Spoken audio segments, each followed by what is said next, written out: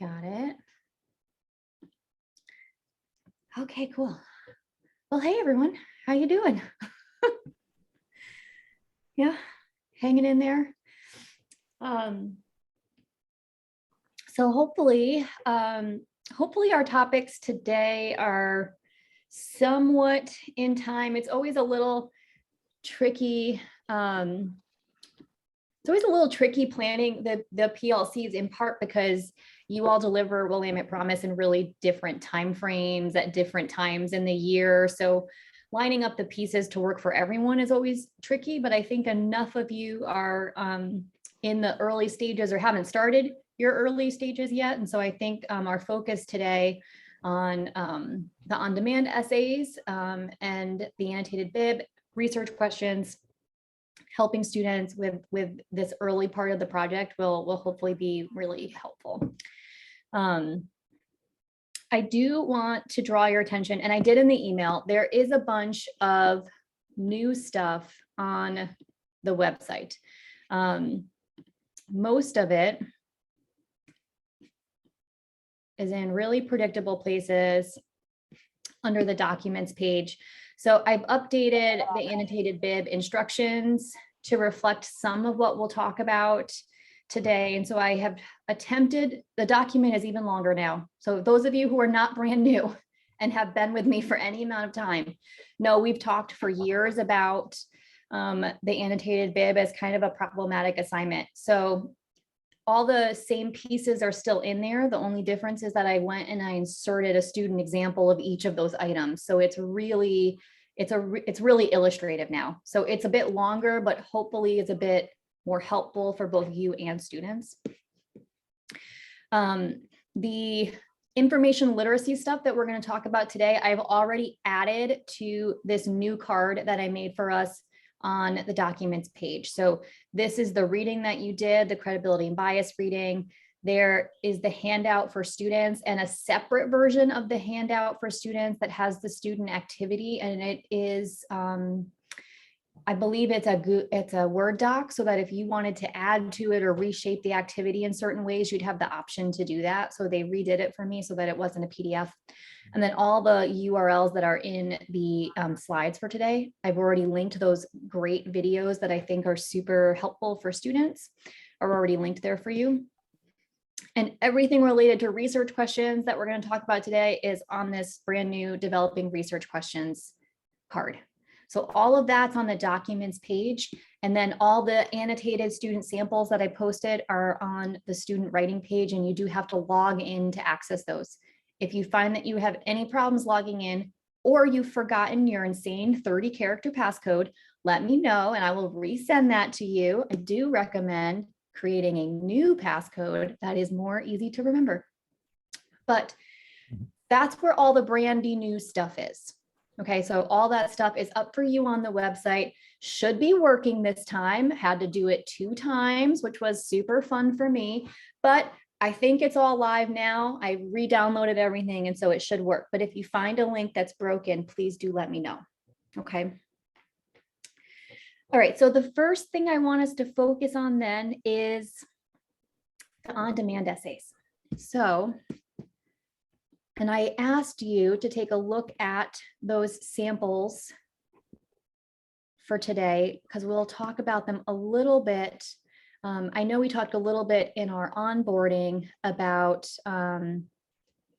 the on-demands and what a strange genre that is for students to write in. So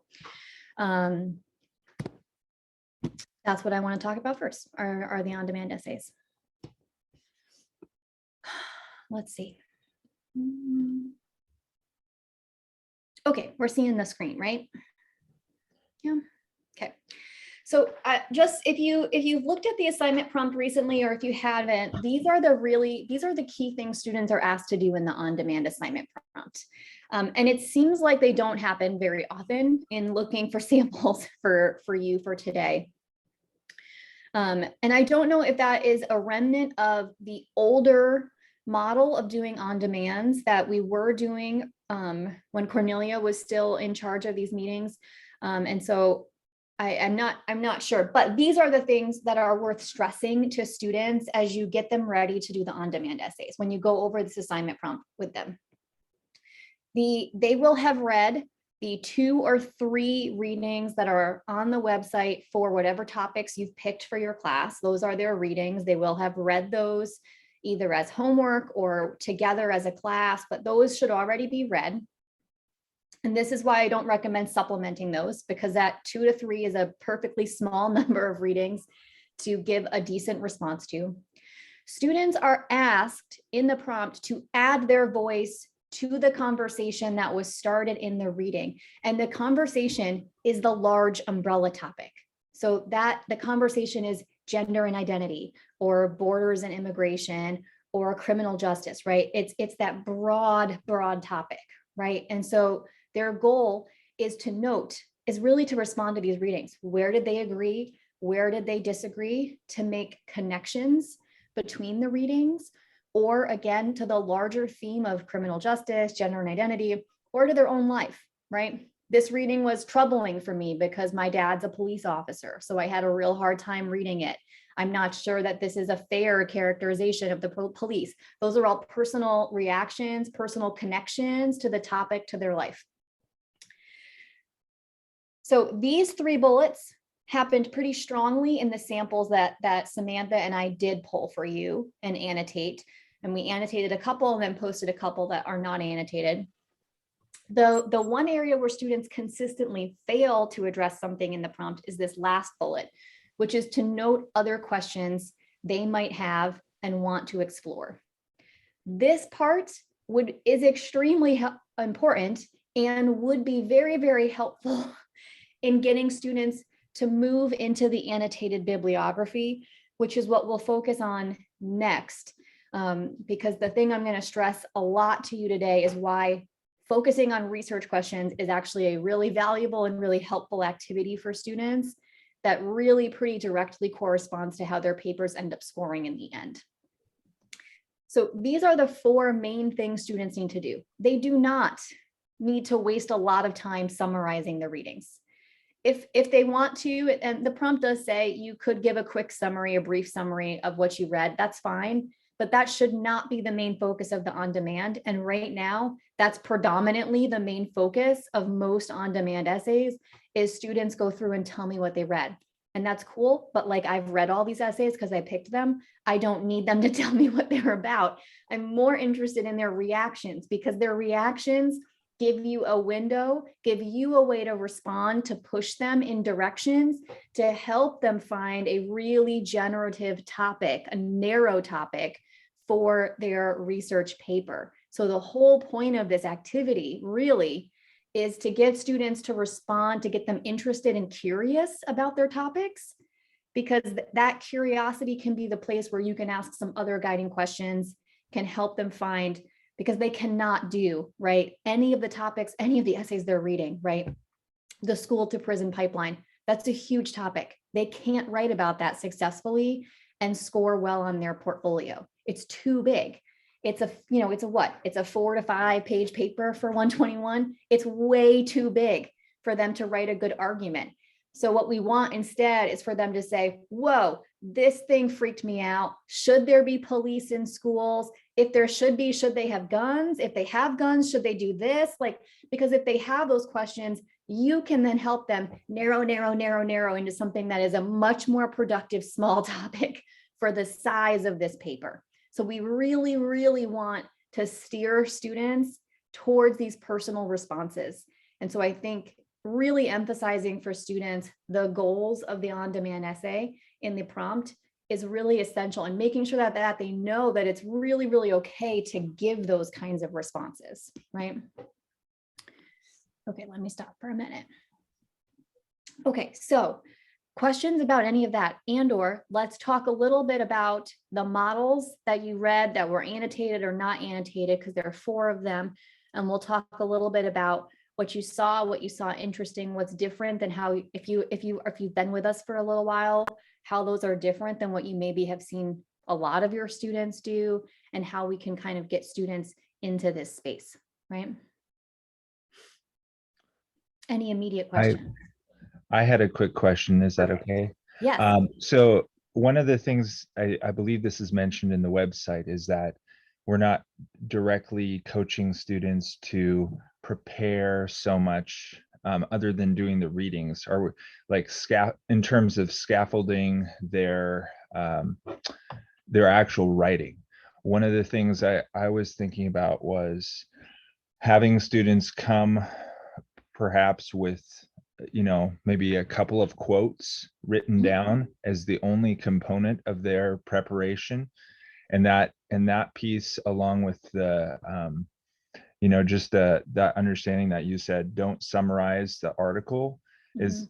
is that kind of the right direction? Is just say, okay, you're not to bring all these notes and outlines and things. You're supposed to just write it then, but to have some little preparation, like the article titles and the quotes. Sure. Is that okay? Yeah, that's fine. Like, yeah, like I think it's fine to have for students to have some notes about each reading, or to say, come with your favorite set of quotes from each reading, then the title, and then again, remind them the day that they're sitting down to write, right?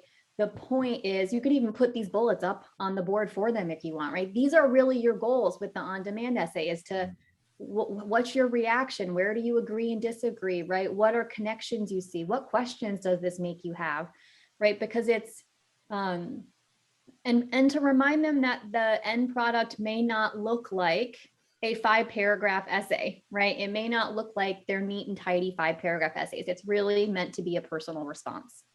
So I think something like that is totally fine. Yeah, Kara.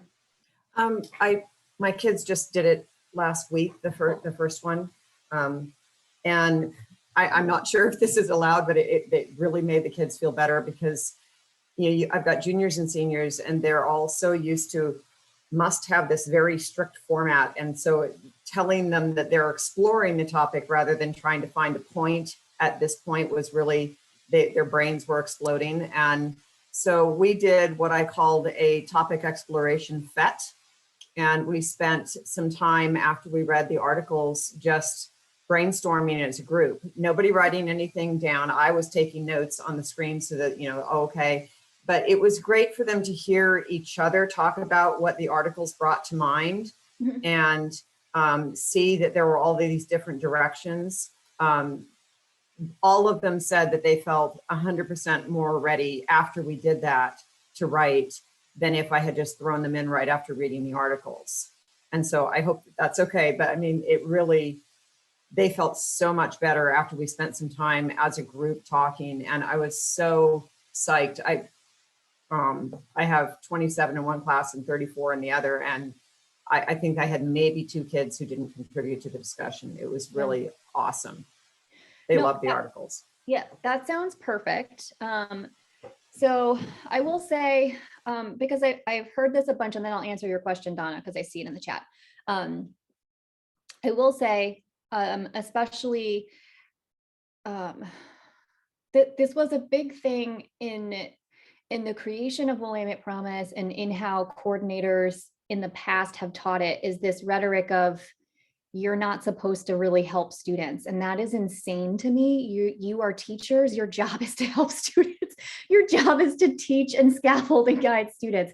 But there's a difference between doing all of that and hand-holding a student and rewriting sentences for them and telling them, this thesis doesn't work here, use this thesis. If you're doing the work for them, you're not doing them any favors. That's not good teaching. And I think we all know that.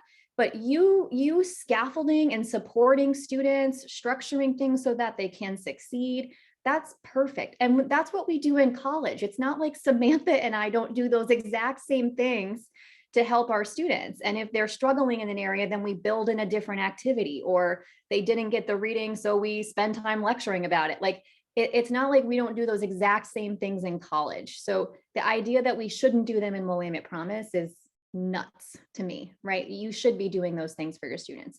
I think the key is that line. You should not be doing it for your students. You should not be rewriting things, telling them what their thesis statement is, right? If they're struggling that much, they're not ready for college credit.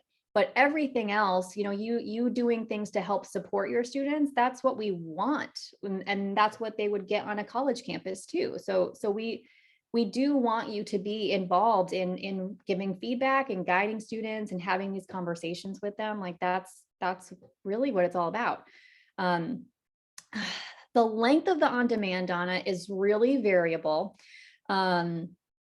We recommend, because this is what the data I have from all my other more experienced teachers, is that we recommend you give 2 to 3 hours for students to write the on-demand in class. I think the length of the on-demand seems to vary quite a bit, but I would say that students pretty consistently write between, I don't know, 2 and 3 pages. Does that sound right, Sam? Most of the on-demands we looked at? Like somewhere, or they're writing around. Yeah, that's what it looked like. I think they come out to be about, the length is not super important. It's not like if you have an on-demand that's a page and a half, the student's portfolio has failed. It's right that the point really is to get that initial response. Some of them have been a page and a half. I think the average is probably somewhere in the 2-page range is probably the average per essay. But I would say students write at different paces, and especially when we're talking about in-class writing, that's going to be, it's going to vary for the student.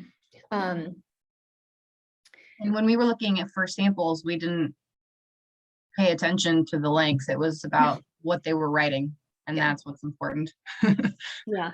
I do think the vast majority of the on-demands I see are typed in the portfolios. It's not that you can't have them handwrite it, then you just have to scan all those on-demands and so that they can be digitally uploaded, but it's completely fine for students to type them out in class on Chromebooks if that's what you have. But I think the majority of the ones that I see in portfolios are typed. So I'm assuming that that's what the vast majority of you are doing. Yeah.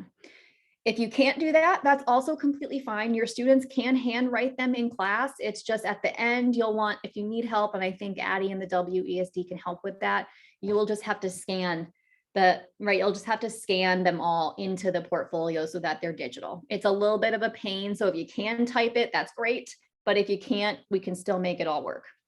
Okay. Yeah.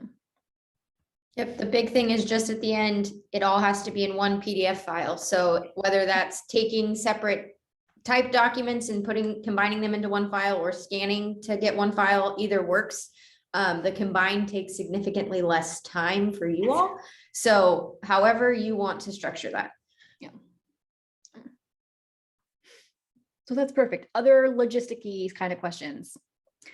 Yep. And I think if you're a Google Classroom, Google Docs, like doing it that way is going to save you a lot of time. I think because it's all digital, you can easily combine them all into a PDF. And I think that's perfect. So any of those are going to work really well.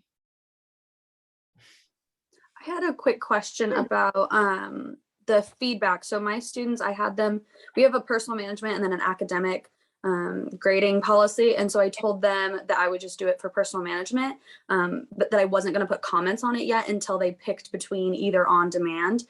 Do I need to put comments on both on demand writing pieces, or is it just the one that they want to turn into their 4 to 5 page?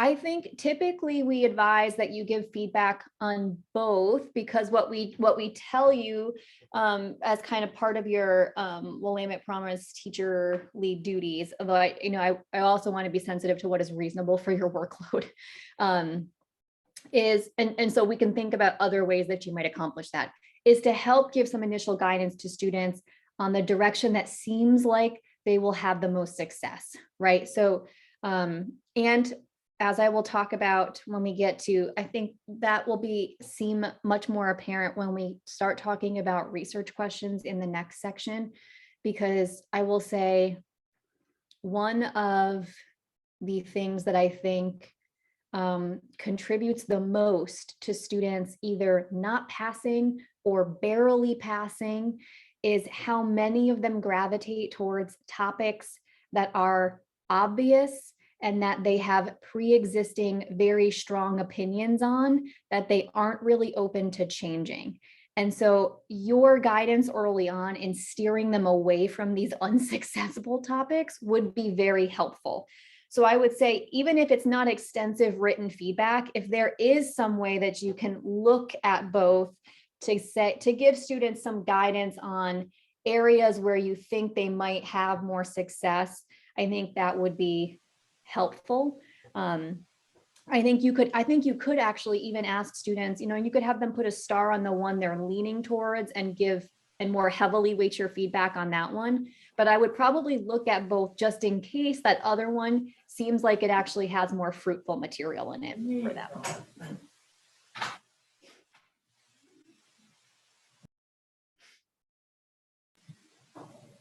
I had a question about if we're not looking for summary in the on-demand and we already feel like we're getting too much summary, why we ask for it in the prompt? Because if I feel like my students are summarizing rather than writing about the topic, I don't even mention summary. Like I don't ask for it, period. I just say, you're writing an essay about this issue, use these articles as sources. So can you talk about why that's even on the prompt if that's not what we want?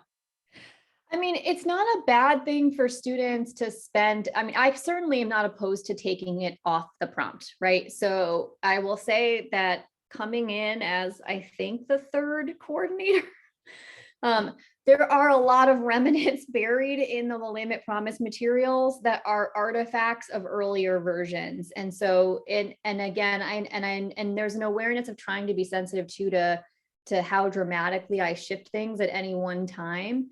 I don't think it's necessarily a bad thing for students. And I think the prompt says you could briefly explain what each of the readings is about. And so briefly to me is like, you give a couple sentences of, hey, the prison to pipeline article makes the argument that this is happening in our schools and this, right? That's a couple sentences. Students are writing like 3 pages, just summarizing each reading. Like each page is a different article and it gets a full summary. And the last line is usually, the author seems to do a great job making this argument. That's the whole response. So for me, I feel like a brief summary of what it was about is really different than 3 pages worth of summary. But you have been with us for, a little bit, April too. And so if it seems like even having it mentioned, and anyone else who has been, if it seems like even having it mentioned in there is the thing students are gravitating towards and you identify as the main source of getting to this richer content, I will totally take it out and post an updated version today or tomorrow, probably tomorrow. April, I've used it occasionally with students who don't know where to start. And I'll tell them to identify the main idea, summarize the main idea, and that gets them a launching pad for saying something about the main idea first, right? And just having them identify that main point or the main idea more than summarizing per se. Yeah, the first on-demand essays I got was a lot of the first paragraph, the second paragraph after the introduction was the first article is about, and the whole paragraph was that, and then the next paragraph was the next article is about. And so that's why I stopped mentioning summary, is because that's all I was getting, because they were gravitating towards that because that's what felt the most familiar. Yeah. So yeah, I suspect that the goal is what Jonathan was mentioning, was to be like, hey, this was the main point of the article. It's a place to start. Definitely don't mind taking it out. And you can still give that guidance to students if they're struggling. You can still say, you might start by then writing 1 or 2 sentences about the main point of this article, right? Because it's a way in. But that is perfectly fine with me. I will say that like the vast majority of the on-demands, Sam and I looked at a lot of portfolios and the vast majority of them are like 3 pages of summary with no response, no questions, no agreement, no disagreement, just this is what I read. And that is not necessarily doing the sort of research inquiry work that we really want this piece to do in the portfolio. Kara. In just that I just did the papers last week. I haven't had a chance to read them yet. but the few that I glanced at, again, because I did that topic brainstorming party as a class, they really went in all sorts of directions. And I did leave the summary thing in. I said, this is, you're not just some, I really emphasized it. I talked about it at the beginning that, you know, this is here just to give you a starting point. You can start summarizing, but I want your opinion. I want your thoughts. And so there was just all sorts of caveats. Can I loop back just a little bit about the commenting on the papers? I am going to go in and I'm going to comment. I also really want my kids to start reading each other's, and I told them that they would be reading each other's. Is it acceptable, as you know, since they're Google Docs, for them to put comments on each other's papers and that be there too? Sure, that's fine. Yeah. Okay. I don't think that's a bad thing at all. Right. We teach argument as conversation, scholarship as conversation. We talk quite a bit in college about writing. Writing is a social activity, right? It is not a solitary activity. We often refine and get our best ideas in talking with other people and getting feedback from other people and getting responses from real readers, right? So that all seems perfect to me. The other thing that I can't see, you know, because I'm only looking at the portfolios, is that, you know, I don't know what kind of scaffolding you do in the classroom for the on-demand. So I know for a fact I have teachers who pretty much just go, here's the readings and here's your writing time. That's it. That's the whole thing. And that's fine. Those are the directions. And I know I have other people who spend time reading and annotating those with students, having conversations with them as students. And because I don't know who is who and who's doing what, I can't really track, right, to see if there's a pattern in like quality of on demand based on scaffolding activities that happen in the classroom. I can make a hypothesis based on just my own experience as a teacher, but I don't actually have data that I can prove that. But yes, I would say that I think it, so far as time allows, if you have the time for how you're delivering Willamette Promise, I think thinking about the kind of scaffolding and framing and entry conversations you can have with students about these readings before they do their on-demands, and then the kind of emphasis you give the on-demands, although I am certainly open to taking off any mention of summary, I think will help enormously.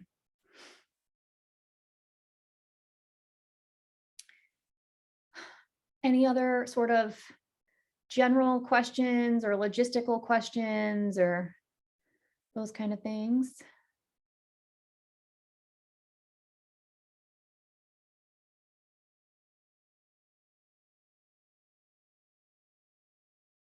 Okay, so hopefully you had a chance to look at the models that I posted on the student writing page. 2 of them are annotated and 2 of them are not annotated.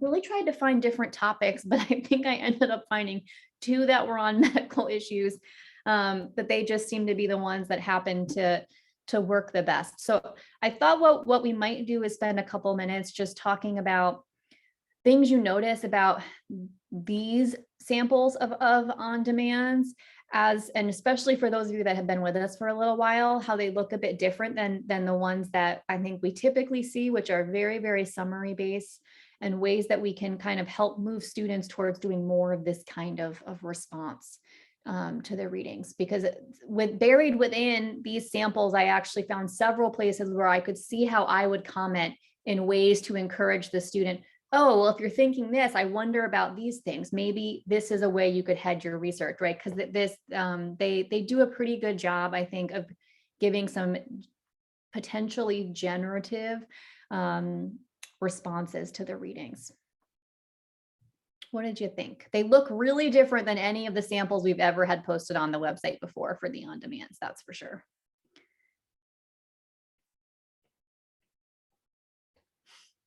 Well, the first one that I read was the annotated one that was the on-demand about medical issues. And I was really impressed with it because it had this really nicely balanced piece of exploring what the article said, but then launching out into opinions and a lot of questions. I liked the use of the questions in that one. And, you know, and it was really, I thought, one of the best explorations of a topic. And that's really what I hit with my kids is in the on-demand, I really want you to explore. And some kids get that, and other kids are just locked into this, oh my gosh, I'm writing, it has to be an essay, blah, blah, blah. You know, this was completely just exploration with a lot of different questions. And so I would love to use this with my kids as a model to have them really peel it apart and Mhm. see what it is that this writer is doing that's maybe different from what it is that they fall back on themselves. So I really appreciated reading this one. It was really helpful because my kids struggle with all the same thing everybody else gets. Yeah.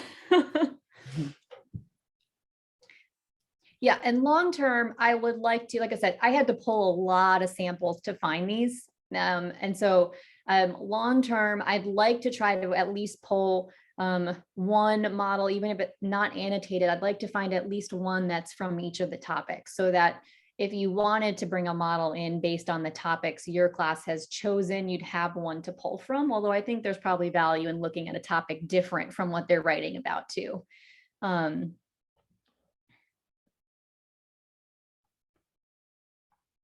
Oh, that's great, Randy. Yeah. I mean, these ones are definitely less summary, and I think really stressing, I think that's interesting to kind of stress thinking about kind of making an argument, or at least giving some, you know, even if it's a super opinionated one, it's at least a personal reaction to the readings, right?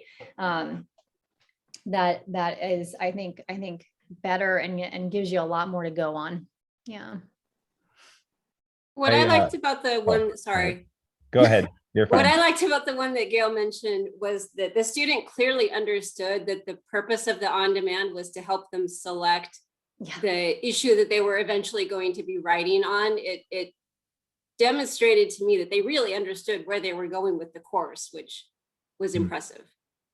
Yeah. Yeah. And I don't know if that's something I need to, if I should emphasize that more strongly in the prompt, if that would be helpful, or if it's just something that all of you can emphasize more strongly in how you pitch it. But yeah, I think really making sure that students have a understand that this is not like, I think when we change the readings and the kind of structure, for those of you who were here in the older sort of pro-con topics, but when we change that, students can branch out now quite a lot from their on-demand and change things. But I think making sure that they really understand that, like, the whole point of this activity is to get them started on their research path, right? That this is not a random thing we're doing. Like, they are going to ultimately explore one of these two topics. And so, right, this work is meant to really cultivate that starting point.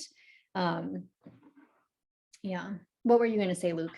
Oh, I was just going to say, I appreciate the previous comment, and kind of thinking about that, like, awareness gives direction for students, and that, you know, if they can acknowledge that I think that will naturally lead their writing in a certain way. So I might say it explicitly in the instructions, just with my group of students. I like that. One other essay that I really enjoyed was this issue of issues with border control and migration. Yeah. I think that one, what it does well in my lens is that it starts with the idea that this is an arguable territory, and the thesis doesn't close in on a specific that solves it. It says, you know, there's no easy answer for this that can please everybody. And they kind of go in from that problematic, like, this is a problematic conversation. There's no perfect solution for this. Someone loses out in each one. And then they develop that that gray area by like a conversation or kind of a talk show host. It's like, okay, the conservatives might think this way, the liberals might think this way. And then there's this personal side to it, thinking about my own community.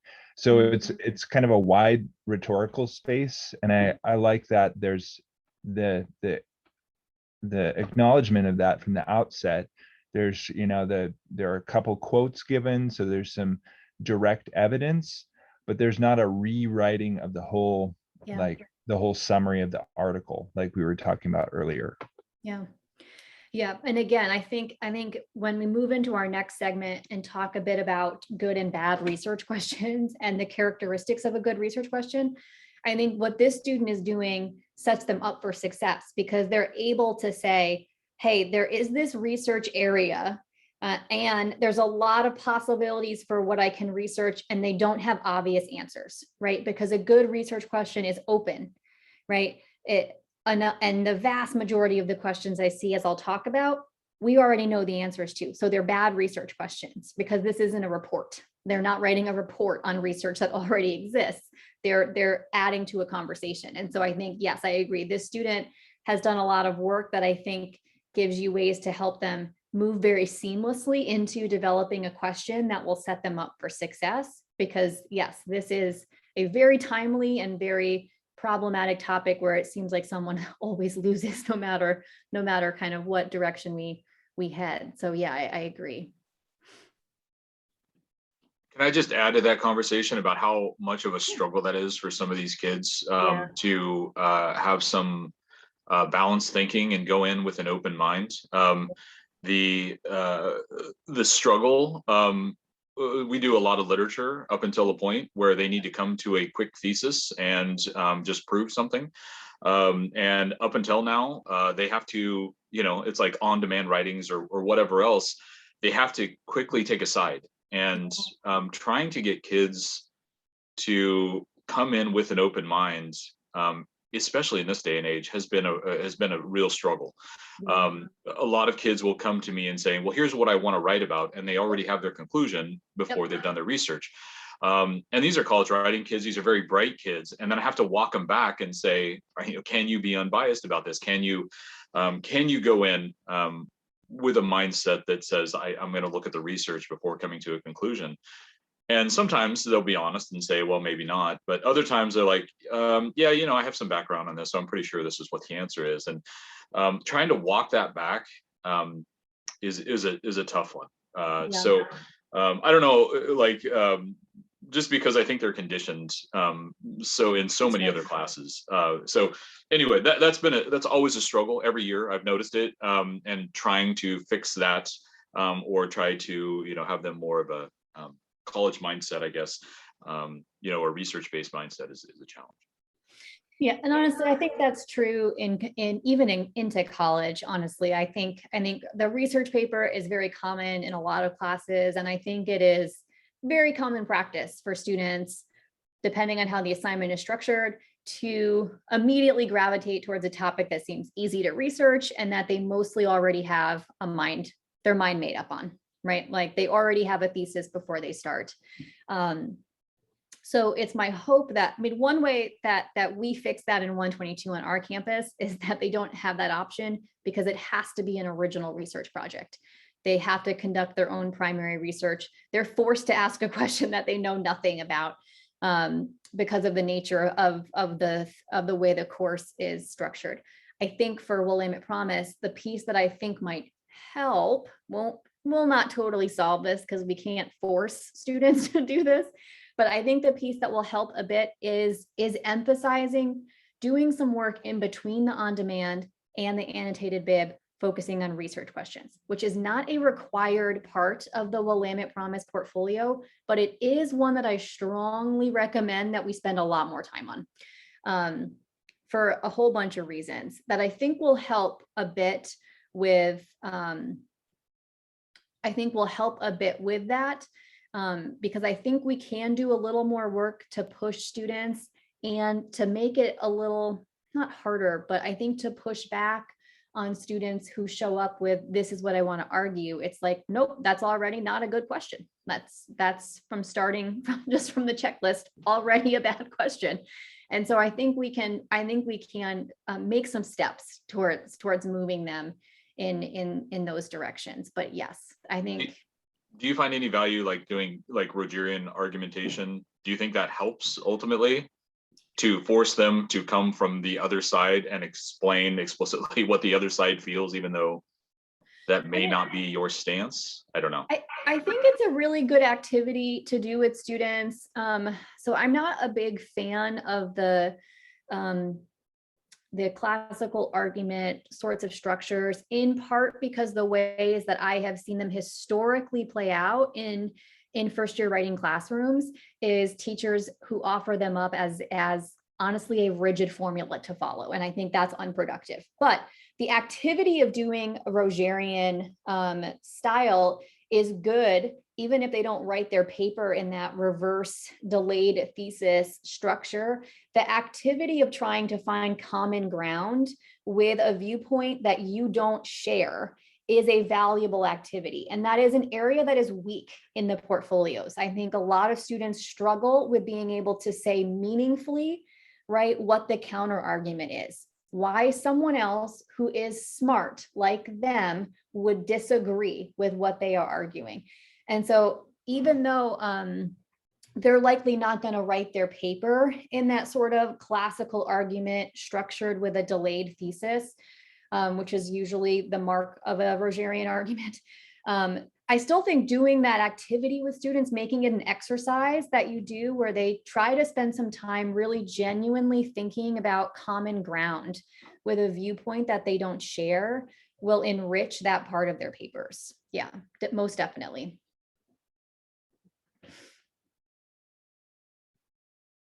Others?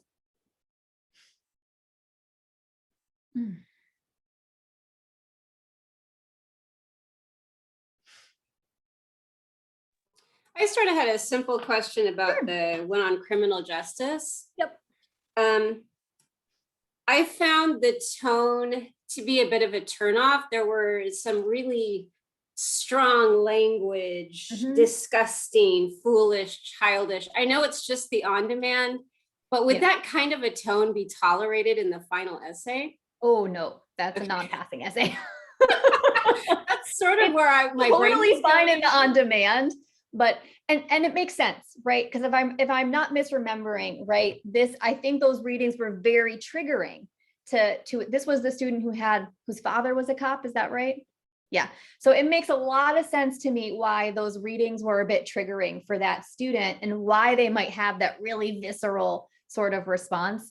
But yes, I think if they went in that direction for their topic, for example, that's one where I might steer the student away and towards the other on demand, saying, it seems like maybe you are too personally invested in this direction in a way that might make it really hard for you to write a paper that's making a balanced argument. So perhaps you want to consider the other on demand.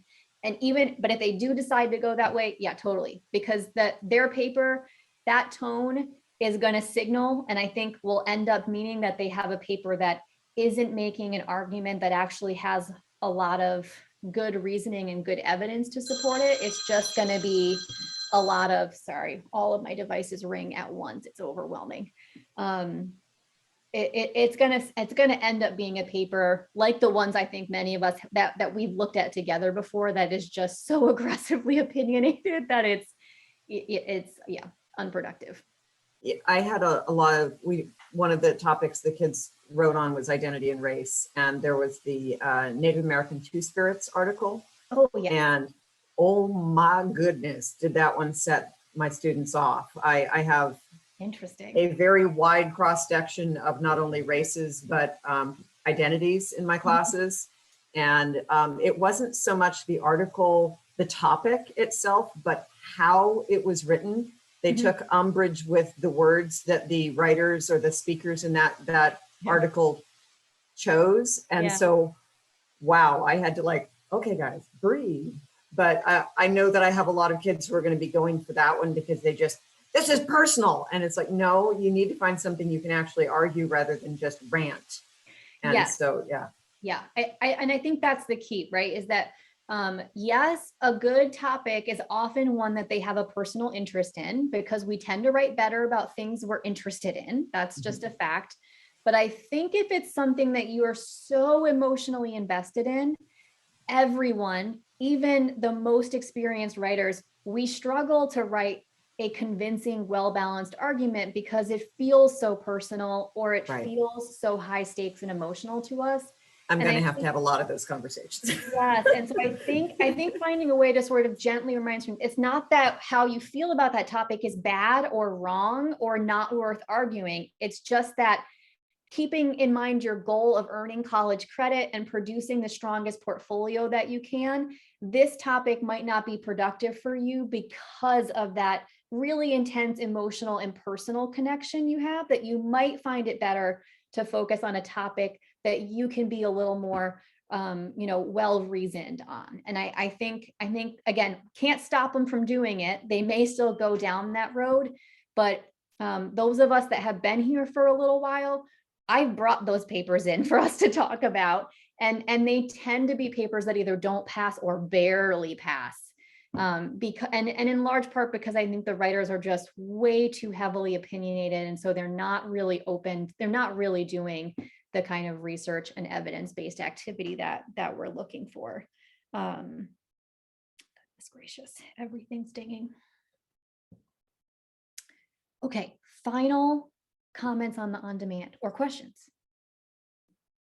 Hopefully having some models, the models were really old for quite a while on the website. I think they were for the old readings too, but hopefully having these new models that are doing the kind of work we want students to be doing, having those available will help in how you guide students through that assignment in a way that is more productive. Yeah. And then, as we go and as we emphasize it better, I will hopefully find, because I do make a point of looking at the portfolios at the end of each year. Hopefully I will be able to find more models that I can keep putting up there for you to work with students. All right, so here's my thought, because I think 3 hours on Zoom is a long time. Let's take a 10-minute break so that you can get a cup of coffee or stretch or check your email or go to the bathroom. And then we'll pick up again at 10. All right, so we'll take a quick 10-minute break and come right back.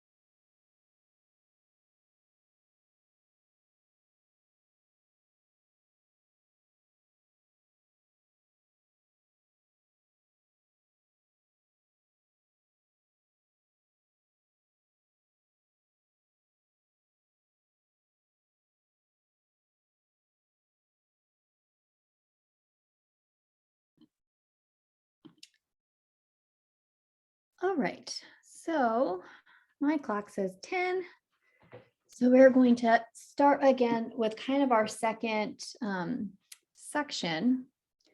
And hopefully most of you are on your way back. So there's a part that I have kind of started to think is a bit of a weakness in the Willamette Promise design, and that's in the space that exists between the on-demand essays and the annotated bibliography, because there's actually no requirement that exists in that space, but there is a bunch of work that really needs to happen before students get to that on-demand, and that work that I think needs to happen is research questions. For a lot of reasons, and I think can really improve the end product that we see. So what I want to talk with you about is why research questions are really helpful for students, what makes a good and a bad research question, and then I want to show you some past Willamette Promise research questions, which I organized on a scale of 1 to 3, like our rubric is. Samantha and I actually found no examples of a 3. So we rewrote a couple of the questions that students had and put them under 3s as examples of how students could take some of their not great questions and turn them into much better questions. So that you have that to work with students, because I really recommend kind of building this into your Willamette Promise routine. Oh dear, there we go. Okay, so the reason why research questions are valuable and why we use them quite a lot in our first year writing program at Western is that they actually help students meaningfully engage in the inquiry process, because it forces them to focus on a question rather than an answer. A thesis statement is an answer, and we do not want students starting with an answer. We want them starting with a question, something they genuinely don't know very much about. That's really the information literacy skill that we want to cultivate. Questions help students have a way to explore their topic while defining it clearly. And that's the other problem that I see, is that a lot of students are choosing and focusing on topics that are way too big for them to be successful. And that's why they get 1s or don't pass at all, because they end up writing an about paper. Here's what I learned about this topic. And I'm super glad you learned a lot about your topic, but you failed the Willamette Promise portfolio, because that's not the assignment.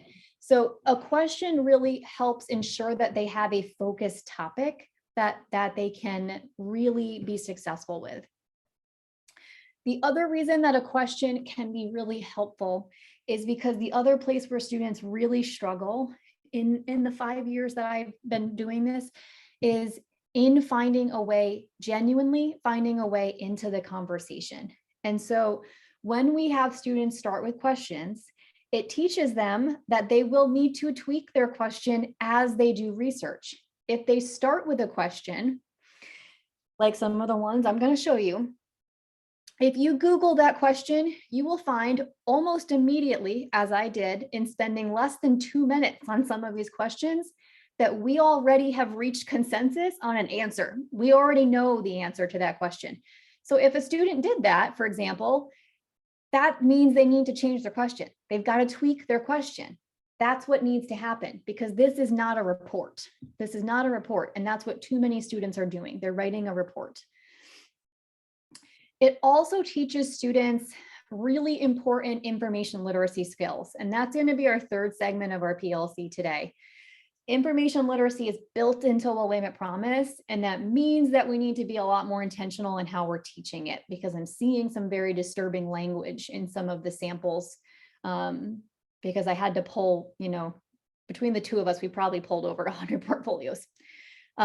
The two that are really helpful with research questions is that it teaches that research is an inquiry process that leads to asking questions, answering them, and asking more questions. It's not a one-time linear, really neat and tidy process, right? It is a messy process. For anyone that's ever tried to research and publish on anything, it's a messy process, right?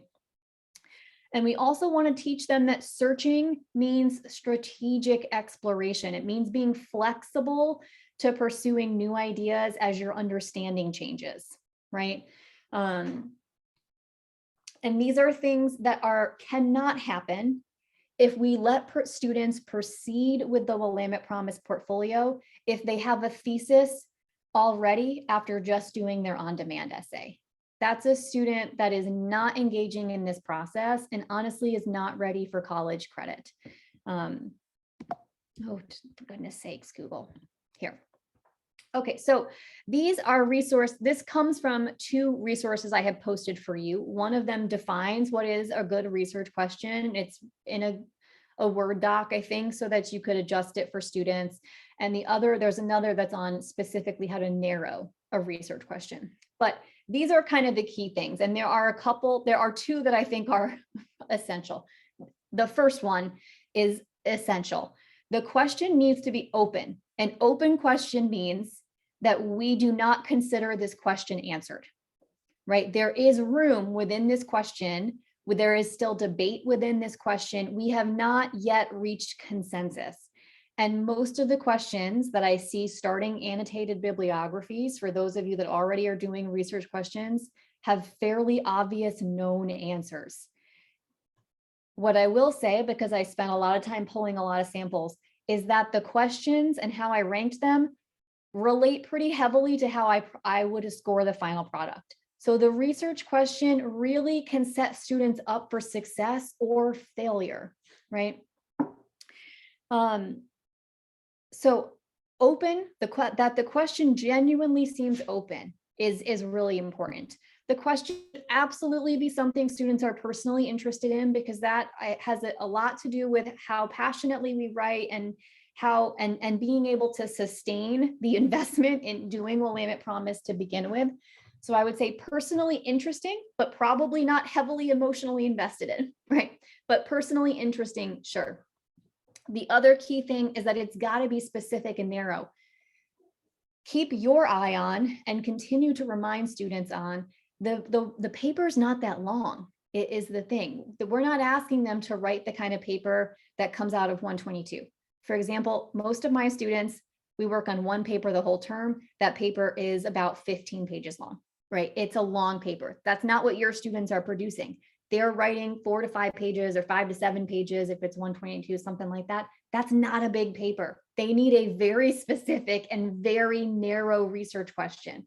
Students, a lot of the questions I have seen in those annotated bibliographies are way too big.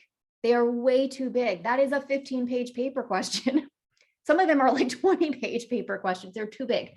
They've got to pick a question that they can reasonably explore and make a full, detailed argument on in that 4 to 5 page window. And that it may feel like a really long paper to your students if they've never written anything that long before. And so that's part of it. I think they fear that they're not going to have enough content, but I think really helping them, at least from your perspective, keeping an eye on what is manageable for the size of this paper is really helpful. In general, good research questions also mirror some of the language from that field or discipline or area, right? It shows that you've done some research, that you are entering a conversation, that you're signaling that you have some authority because you know what you're talking about. And the other really key one is that it's actually researchable, right? You can actually find information. None of us can do a project if we can't, right? These things make good research questions, right? These things make bad research questions, and I would say that this defines a lot of the questions that I'm seeing. You should discourage students away from questions that yield simple yes or no responses. If it's written as a yes or no question, it's not a good research question yet. If they oversimplify or overgeneralize, it's not good. If they don't have a specific time frame, a specific group or geographical location, it's probably too big. So for example, I've seen some questions that's like, how will this impact the US and the world? Okay, way too big, way too big. You got 4 pages, it's too big, right? The answer is a matter of personal opinion or taste, not a good question, right? If you can find the answer easily by doing a Google search and spend about less than 5 minutes on it, we already know, so it's not a good research project for this assignment. if no one would or could reasonably disagree with your answer, again, because there's pretty known shared cultural consensus on it, not a good question. And I would add to this, if they already have made up their mind on the answer, it's not a good question, right? It is not a good question. That is really key. Oh, not that one yet. This is what I want to do next. Let's see. No. Okay. Well, all right. So here's what I've done. I pulled, as you can see, a whole bunch of questions from a whole bunch of annotated bibliographies. This is on the website for you, by the way, as well. The vast majority of the questions I would put here under developing, which I would define as being too broad, not focused, not in large part, not open. They have obvious known answers, or it's pretty clear from the student's language that they have a preconceived answer, or they're simple yes or no questions. Any question you see highlighted is one that Samantha and I rewrote to give you an illustration of what a more advanced version of that question would look like. And so, for example, things like, let me see if I can find a good one. Right, when students are already saying things like, and I don't disagree with this, but why are Mexican immigrants treated unfairly? You have already decided that they're treated unfairly, right? So, and I'm not disagreeing, I think that probably is true, but you've already made up some of your assumptions, right? A lot of these are yes, no questions. And there is language that suggests, for example, right, how is corporate farming harmful to the environment? You've already signaled that you've decided it's harmful, right? And so you already clearly have some assumptions about this topic, right? Come with me. Come with me. Let's go grab something. Let's go back and grab. So that's one. And this I would say defines the vast majority of the questions I saw. And if I'm being honest, I would say probably 60% of these yielded papers I would not pass, and about 40% would be a 1. They would have scored a 1, right? So the question really set this up.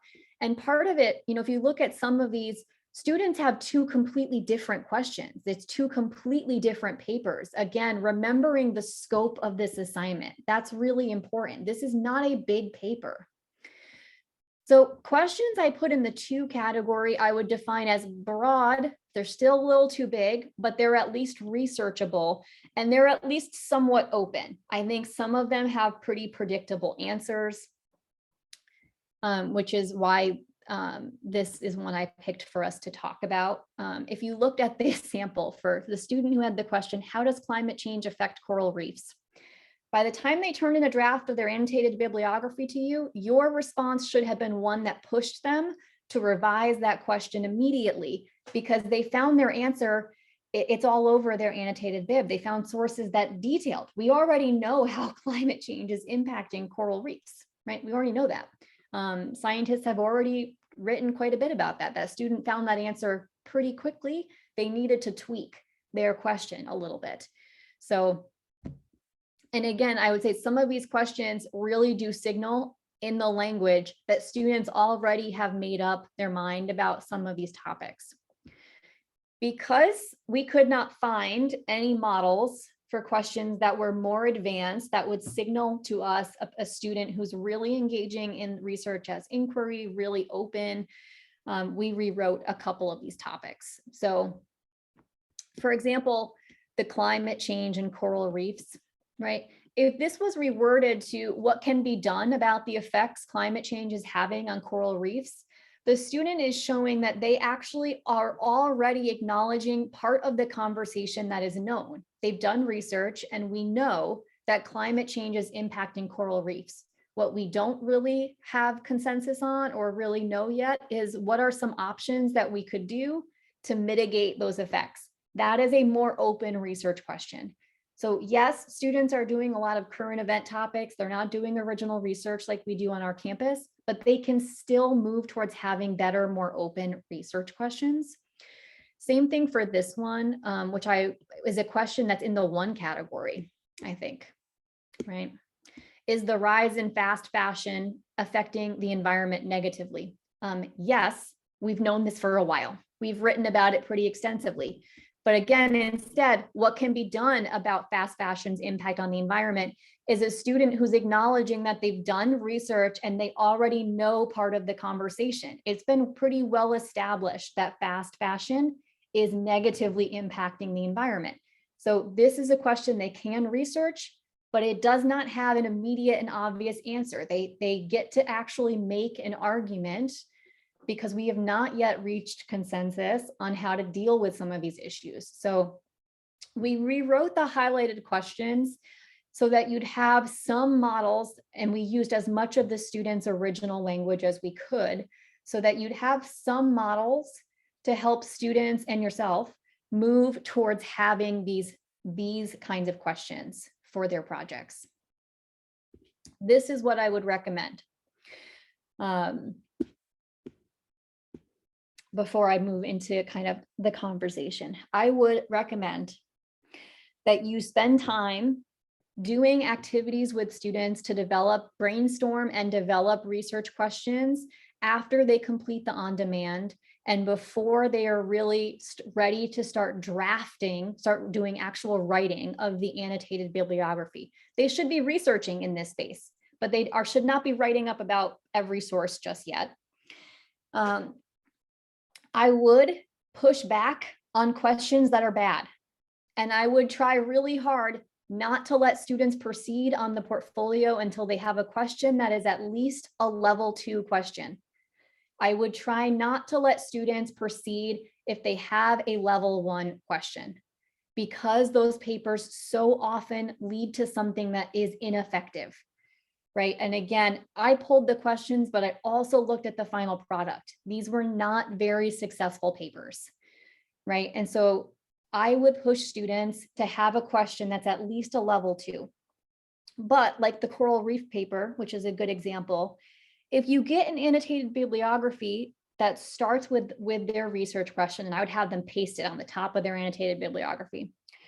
And so if they turn that into you for a grade, I'm assuming that maybe that's part of a grade in the high school grade, I'm not sure. But when they turn that into you, if you look at it and you're like, okay, well, you found 5 sources and they all pretty clearly answer your question, the student needs to go back.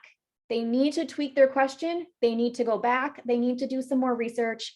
They need to before they move into drafting their paper.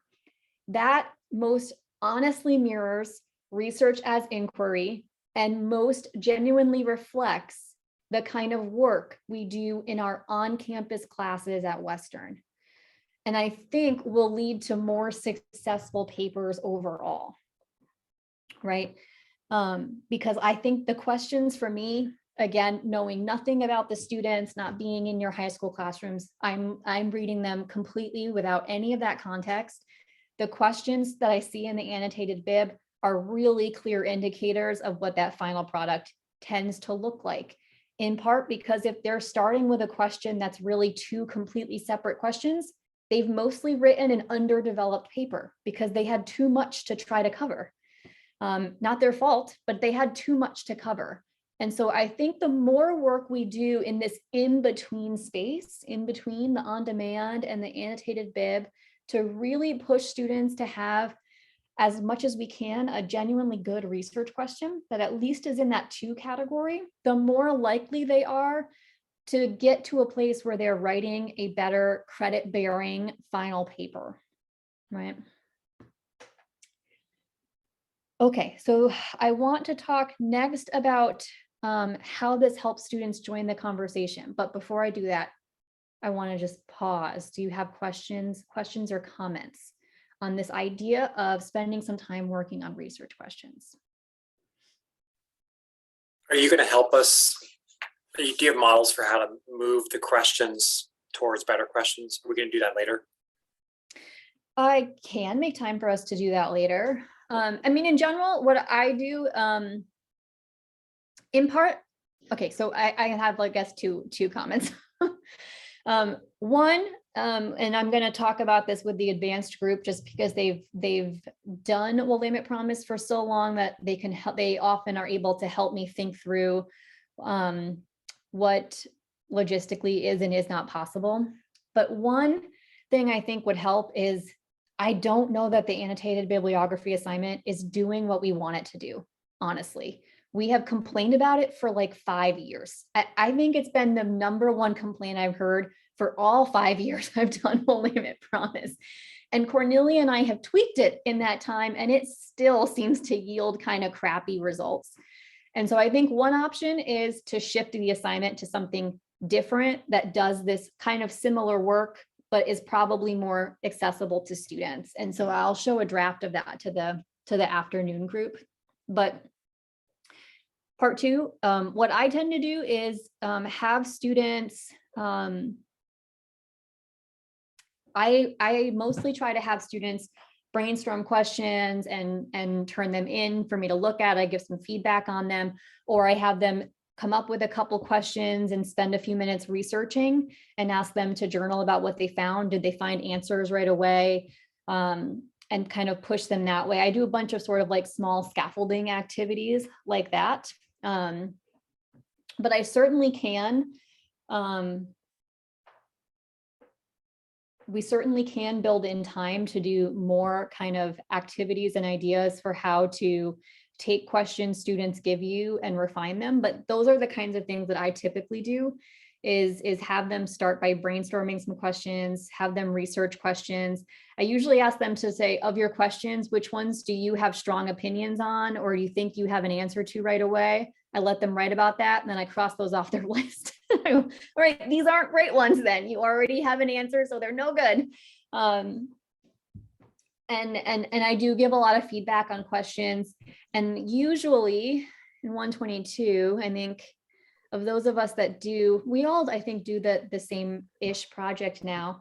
Most of us, like I have students turn in kind of a proposal of sorts where they ultimately have to kind of pitch why their question is a good research question.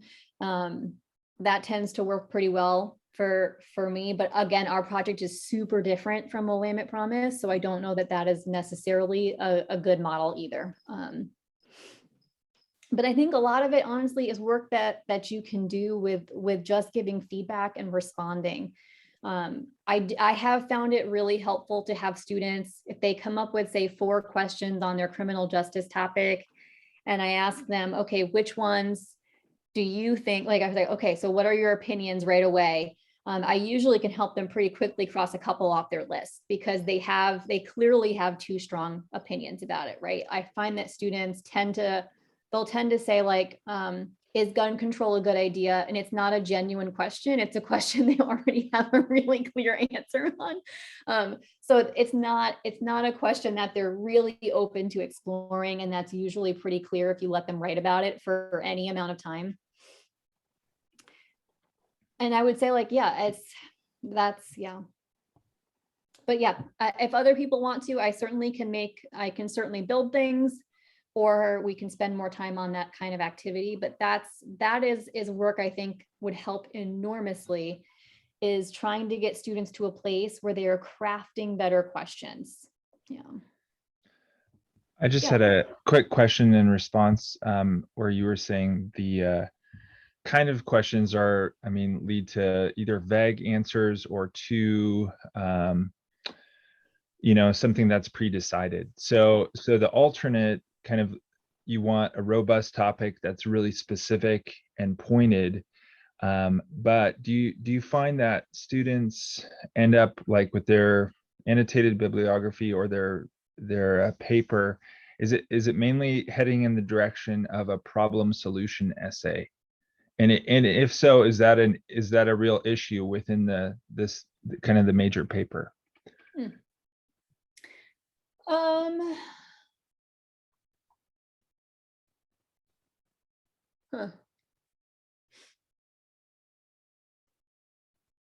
I don't know that I've ever noticed, but I guess I would say, and maybe those of you that have been here can comment, I think they probably do tend to lean towards problem solution. Would you agree?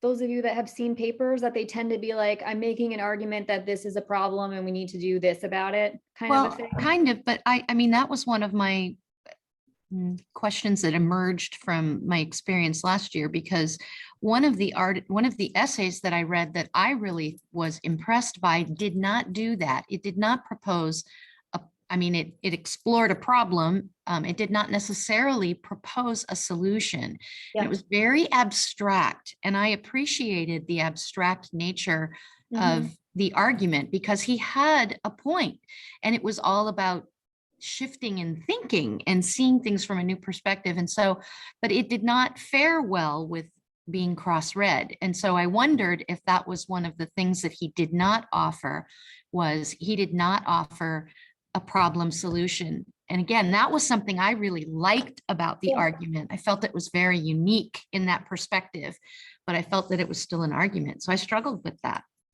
It is not a requirement. I do think a lot of students tend to lean in that direction. They definitely don't have to. I think you can legitimately write a strong paper arguing that something is a problem, right? Or attempting to prove that something we haven't addressed yet is an issue and needs to be solved. But I don't necessarily think students have to propose what the solving is. I think they can, but I think they can also just offer,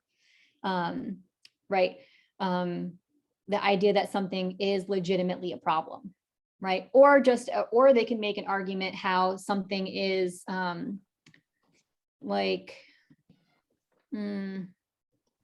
this one, right? So like, this isn't really a problem solution question. This is hey, if we look at social media, which is bigger now than it ever has been, how is it impacting the kind of beliefs people seem to have about science, right? That's making an argument about how something shapes us, not necessarily proposing a solution to it. Right. And I think some of these questions down here that are joint questions, kind of two things, Samantha and I kind of talked a little bit about if the student had just picked maybe one of them, they would have already been on their way to a much better question, right? If it's a two-part question, it's probably too big of a topic. But if they pick maybe just one of them, they were already on their way to having a better, more focused project, right? And so I think some of those slight ways are ways that you can push back. If you have students turn in drafts of research questions beforehand, right? And you get a question that's like, how does it do this? And how does it do, and what's the impact of that? My response would be, these are both really two interesting questions, but together they're too big. So maybe you could consider doing this or that, right? Or perhaps consider something like this, but I have found that doing lots of those little sorts of response, kind of brainstorm, I give some feedback, brainstorm, I give some feedback. They go into their kind of heavy research phase already with a bit more direction. But yeah, if I got an annotated bib that if a student hadn't listened, say, and still turned in an annotated bib with a question that clearly had a known answer, I would push back much more aggressively at that point. I try to solve it all before we get there, but it always, you always get one of those kids. So. I mean, and this is one of the things that I guess the way that I approach it has always been with like the scientific method. And because a lot of my kids are science and math and strong, and just trying to go with, what are we observing in the world? What questions do we come up with about why things are behaving the way that they do? And then, kind of going into the research and really kind of taking the scientific method and kind of incorporating it into research. And I do this with most of my classes because kids already have this as sort of a foundation of understanding, and approaching it in that way with those steps in mind seems to yield pretty good results when you're working with sort of a research project like this, where we're not starting with, I have the answer. We're starting with, why are things behaving the way that they are? Let me question some things. Let me, pose some questions to myself, and then see where the research, comes out. Well, that's one of the things that I found myself, because this seemed a lot easier to me last year than it has this year. But one of the things with some of my kids that are really starting relatively broadly is that I want them, I talk about it as a launching point into their research, but that they need to constantly being reflect on where they're going to need to narrow as they continue to learn about the topic, so that I want them to revise their research question as they go along. And so I don't know how helpful that is to my kids necessarily. It feels like I'm on them all the time, like, have you looked at your question again? But and I don't know if it necessarily is helpful to their research, but because I'm trying to get kids to look past, like, I have one kid who she's not going to change her position. She's just going to write that paper, and that's okay. She's a junior, she'll survive. But I just I like to tell them that this is a constant process. So in the end, maybe what they include in their annotated bibliography is what reflects the question that they ultimately ended up on. And I don't know if that's an okay approach to it, or if it's too cumbersome, or I'm really struggling with this particular piece. I'm really nervous that I'm not recognizing what is too broad and what is not specific enough. Yeah, I think we're all doing the best we can for our students. Like I would think about, I think it's a great process that you're describing, Gail. And you could build it into like a couple journal entries. That's why I kind of like the alternate assignment, which I'm actually going to do this winter with my 122 students. To be honest with you, some of us, I think Samantha and I have done it. Maybe, I'm not sure who else has done it in our cohort, but we have consistently, so it's one big project and they do it in kind of chunks, sort of like Will Aim Promise. And the annotated bib has been one of our chunks, and it has never gone well. It is a weird genre. The annotated bib is a strange genre. It's not an authentic genre. And students at all levels struggle to do it. So it's not just you. I just want you to know that it's not like I'm suggesting you're all failing at this. Samantha and I consistently complain to each other about the annotated bib in our classes. It is a weird genre. And so what I want to replace it with is something more like what Gail is describing, which is kind of a bit of a research journal, right? Where they do a lot of research and write about their research.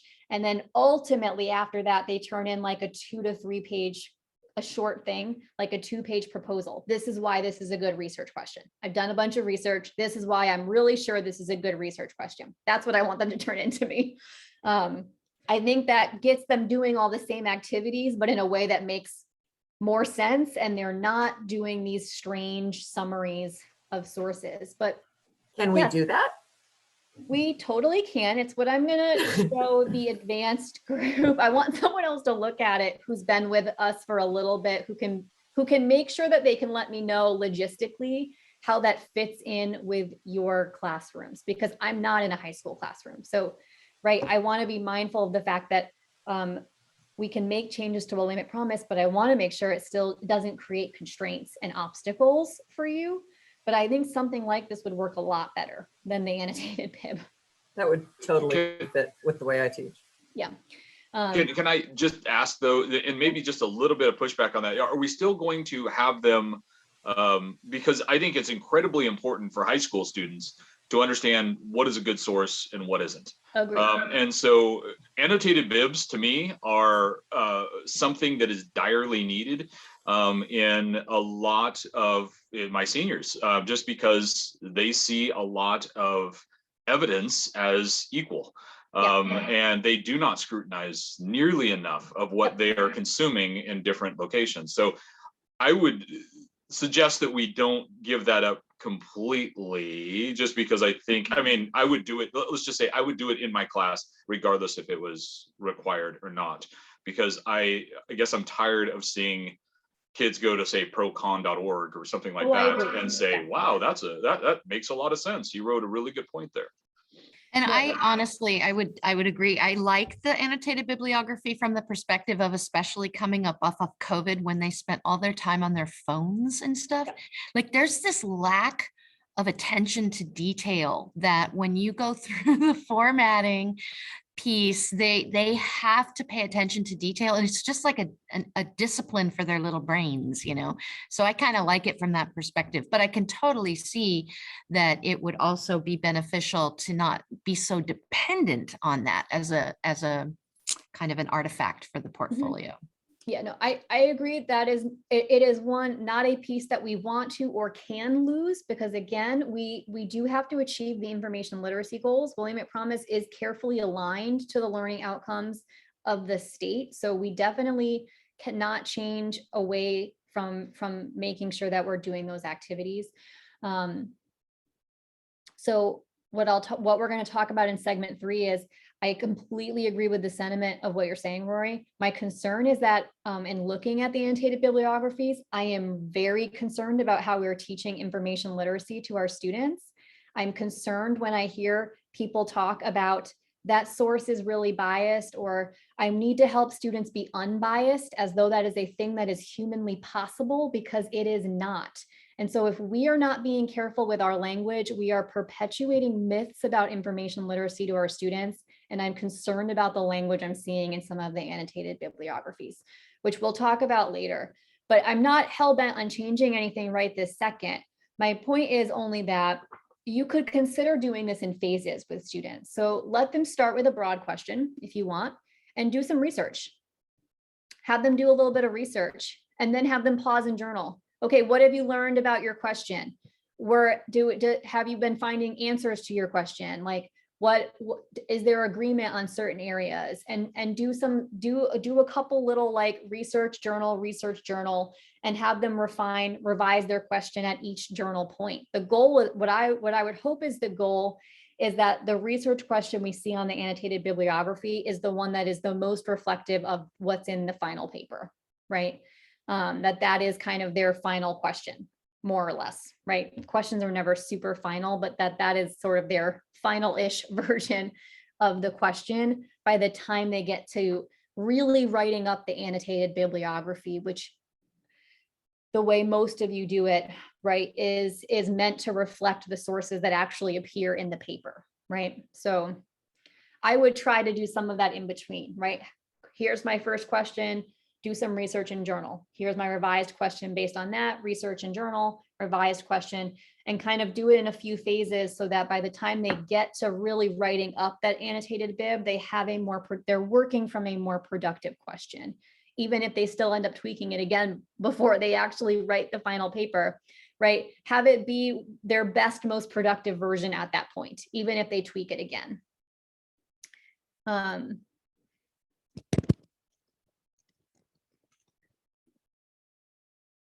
But that is kind of my goal. And part of that is because, oh goodness, hang on. I have too many tabs open and now I can't find anything. Here we go. I will also make sure that I give this PowerPoint to Addie so that it gets posted to whatever thing you have access to in Canvas, maybe, so that you could get it. Part of the reason why doing this research question work, and again, this is not required in the Willamette Promise process. It's not like you're going to get thrown out of the program if I don't see you start doing this. It's just that I think doing this work will be more productive for students, will help them move from the first activity to the on-demand, to the annotated bib, and set them up better for a more productive research paper. And a lot of you are already doing this anyways. Your annotated bibs for your students start with a research question, and that's awesome. I think we can just do better work and push back a little bit more to really kind of challenge students to develop better questions. The questions are important in part because a main part of the rubric evaluates the student's ability to join a conversation. So that means that students are expected to say something different from what has already been said. That's what joining a conversation is. You don't show up to a party and then listen to someone tell a story and then for you to participate, just repeat the same story. No one goes to parties and does that, right? They need to say something different. It's not a report.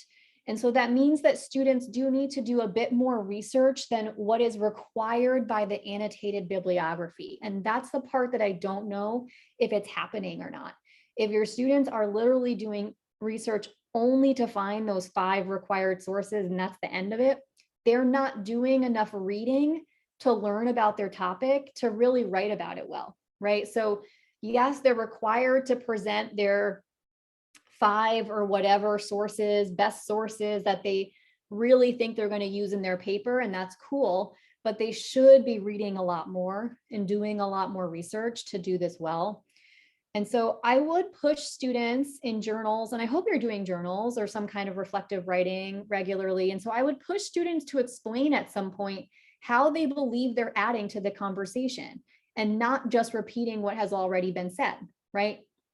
Have students tell you what they've learned about their topic and what is the new thing they're saying? What's the different thing they're saying? How is what they're saying valuable? Why is it worth hearing? Because remember that they have to establish an exigency. They have to show that there's some reason we have to talk about this right now. And that's can be hard to do, right? With a topic like climate change, we've been talking about this for my entire lifetime. I have been hearing about climate change. So why is it essential that we talk about this particular coral reef problem right now, right? Why is this urgent right now? And so it's important for students to remember and for you to remind them, they're not the first person to write about any of these topics. We've been talking about a lot of this for a long time. So they need to be pushed a little bit. And one of the things that I have seen happening is that students seem to feel that if they reference a current event in the introduction, that's enough for participating in a conversation, and it's not. It's good to help establish the timeliness of it. It's good to help establish an exigency. But joining a conversation really requires showing that they've done research and they can establish what has already been said about a topic and how what they're saying is new. So for example, this is a pretty, I've posted this 2-page outline to the website, but I'm just going to condense it into the 3 moves that I think are most helpful for most students. Is that there's this cool research project done by Swales, all about how to create a research space, which is just how to join a conversation. And all writers, all academic writers, anyone who's publishing a journal article, I have done this exact set of moves to publish articles. We all do these 3 things. And so move 1 is establishing the landscape. Students should be able to somewhere establish what has already been said about this topic. And they can do that in a citation chain, right? Several studies have shown, for the last 20 years, we've talked about how climate change is just killing off our coral reefs, and citation Jones, citation Smith, citation Morgan, right? You can put that in. It shows that what's already been said, right? Students should be able to tell you a little bit about where's the gap.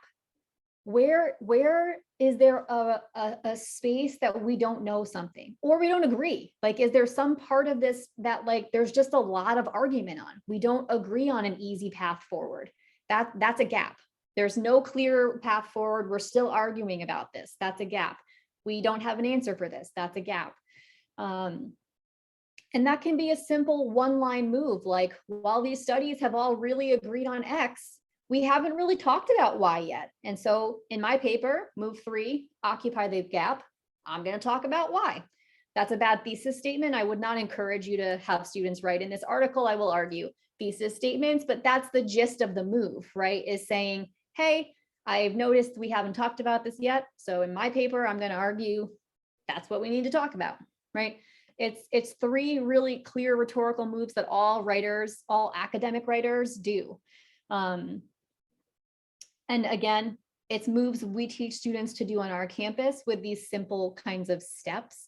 But this helps students better establish a research space for their project, and having and the research question can really help them because they will have already done some of that work of thinking about, I have something to say that has not been said before, or at least something that doesn't have a super apparent answer for. So this is what I'm ultimately kind of recommending, is that you find a way to spend some more time in class between the on-demand and the annotated bib to really help students craft research questions, to have a really good sense of, or at least be moving in the direction of having a narrow topic, something that is more manageable, more narrow, and something that actually they can really make an argument about. I don't, that they're open to learning about, that is not something they have a strongly emotional preconceived opinion on, because those don't end up being great papers. I would remind students that they may need to keep tweaking that question as they go. It's not like you land on a good question and that's it. It's, I can remember a time, and I've told students in 122 this, I had this brilliant idea for an article and I was pumped about it. And then literally, like, it must have been later that same month, a book was released in the field of rhetoric, brand new book. And I am not kidding. It was making the exact argument that I wanted to make in this article, right? Things change. And so it's too late. I haven't published yet. I had to tweak my project, right? It's too late. I had to take this new thing into account. We learn stuff all the time. That's common for everyone. We have all been in a space where our project has blown up on us before. I would try as best you can to not let students proceed without a question that's at least at a level 2. By which I mean, I'm not suggesting that you block students from trying to complete a Willamette Promise portfolio. That's not, I don't think that's a good move. It is valuable to do the whole portfolio, even if they ultimately don't get credit for it. I would just encourage you to try your best to get students to that kind of a level of a question, because I think it will give them their best chance of having a productive final product. We're all going to have students who are just not really super interested in listening, and a student that's just really bent on a particular topic and not really open to shifting it. There's not a lot that you can do about that. And if they still want to try, they definitely can. But I would try as you can to try to encourage students to slow down a little bit until they kind of get to that place. I would definitely try your best to push students away from questions that they clearly already have a preconceived answer for, or that they are too emotionally attached to. Not because those topics are bad or wrong or not important to talk about, but just because I think sometimes our emotions can get in the way of us writing our best paper. Again, you can't stop them from doing it, and they might be super successful, and that's wonderful. It just, I know, and I think from seeing papers like it before, that it can be extra hard. And I think if they're open to it, that would be the way to go. I would say that as educated people, you all know when you see a question that doesn't sound that great, or that you're pretty sure we already know about. I mean, you're all well-read people, right? I think you're not experts on all these topics, but I think you can look at some of these questions and go, I kind of bet we already know that answer, and help students a little bit. And again, I think there's work we can do to push a little bit harder to try to get students to move a little closer to having more open questions. Keeping in mind that the goals of that final paper are for them to make an argument, not write a report on what they read, that they have to genuinely have an exigency, some reason why we really actually have to talk about this right now. And that can be hard when we've been talking about race forever, and we've been talking about climate change forever. Like, why is your topic important for us to move on right now, right? Why is it urgent? And that they're adding to the conversation. That again, they have something that they actually want to say that isn't just repeating what has already been said, because again, this is not a report. And these are very, and I'm being mindful of the fact that, I sit on a statewide committee for writing. So I know what all the other 121 and 122 writing classes do across the state. And so I want to be mindful of us trying to get as close as we can to the kinds of college activities I know happen in those courses. And this is really stuff that I know is pushed and taught quite extensively in both of those courses.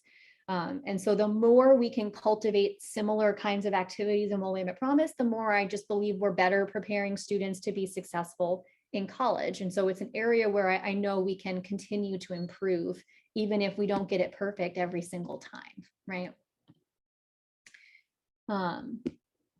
Okay, so I want to pause there because I'm just right on time today. Questions? so rarely happens. Yeah, so questions or comments or just thoughts about any of this before One of the things that I find myself thinking about is when we talk about, like, we can look as educated people, as in my case, quite an elderly adult, I can look at something and say, you know, oh, there's already an answer to this. But for a lot of our kids, they don't know that. This is Yeah. new information to them. Yeah. And so I kind of like the idea of, that's why I think that idea that you're talking about with the, and kind of what I'm doing a little bit with the progressive kind of like, start with, you know, something that's a little bit more macro and then bring it down to something that's a little bit more micro, that gives them an opportunity to discover, oh, there are a lot of answers to this, and then to really reflect on that. So I'm really intrigued by that concept, just in the way that I think it'll help them feel like they're discovering something. Yeah, and even if we don't replace the annotated bib, because I agree that it does important work, I am happy to share that draft assignment with you, even if you want to take little chunks of it to just use as small in-class activities. You could break it apart. Yeah, that's fine with me too. I'm going to try it as an assignment in the winter and see how it goes. So I will have at least models from my class, but yeah, that I'm curious to see how that works a little differently than how the other pieces have for me before. But yeah, I will totally send that around if you want. And even if you just use it as kind of you know, journaling activities or in-class activities or small homework activities, just to get students doing, you know, saying my question genuinely is climate change impacting coral reefs? Then they do some research and go, turns out the answer is yes. Okay, so now what do I do? And then they kind of get to go through that step-by-step process. And so you could use it for that kind of an activity too, because I agree, Gail, like you might know the answer and I can look at a lot of them and go, I'm pretty sure we already know this answer. But yeah, students might not. That might be a really genuine question for them. And so they need to do some research to realize that it's not quite ready yet as the question for their paper, right? And I think getting them to engage in that process really mimics that learning outcome that we want. Yeah. I had a question kind of following up on that is, you know, are we viewing the, you know, the sources within the annotated bib as the same exact sources that need to be in the final research document? Mm-hmm. Yes. They do. I Okay. believe that is correct. Yeah. Okay. I'm just kind of thinking about that, you know, that piece of, okay, getting aware of the topic, reading widely in the field as kind of a formative stage, as you know, students are kind of establishing, okay, what has been said, you know, and what's the wider conversation. And at least, and this is, I just was thinking about it initially as like, okay, that's the initial stage, and then perhaps they're moving on from that into more specific sources, or switching up their sources in their final research position paper. But maybe it's not. You're saying they do need to be the same sources. I don't agree that they should have to be the same sources. Because for that exact reason, I think if students have gotten to, say, they've done some work and now they're at point B, they're pretty sure this is their best research question. They've done some research, they've written up their good annotated bib, they write their first draft, getting some feedback, they realize I need to do some more research in certain areas, right? Okay. That they may do that and add sources into their paper that don't match their annotated bib. And that makes perfect sense to me. Okay. And that should happen. So Great. I don't think that they need to have an identical match. I think they often do. And I think some teachers have students go back and revise their annotated bib to reflect. But to me, I don't think that is a requirement or particularly accurate in terms of how we actually do research. So I would say we want to get students to a point where the annotated bib represents their best first phase of doing research, but it makes perfect sense to me that they may do more as they write. So a way to explain that to the students would be the annotated bib is proof that this is a good topic and there is adequate research out there, but it is not the be all and end all. Right, because they may write their paper and realize I don't actually know enough about this, or, you know, I got feedback from my teacher and, you know, she says I should give some more background here and I don't know that, so I got to look that up, right? And so, yes, that it won't be the end of them doing research. And I think that's the learning outcome. We want them to realize research is an ongoing process, not a one-time deal, and then you're done, right? But yeah, I think that's a great way to explain it. When would you suggest them having it done in the process? The annotated bib? Yeah. I would, when do most of you do it? I probably would have them do it before their first draft. Have it complete. Yeah. Because I think like kind of like Kara said, I think I would get them to a point where they have a decent-ish research question. They're going to do an annotated bib and say, here are my 5-7 sources. So I know this is researchable. I've got some good information from both directions. And now they've done some research. So they're prepared to write their first draft.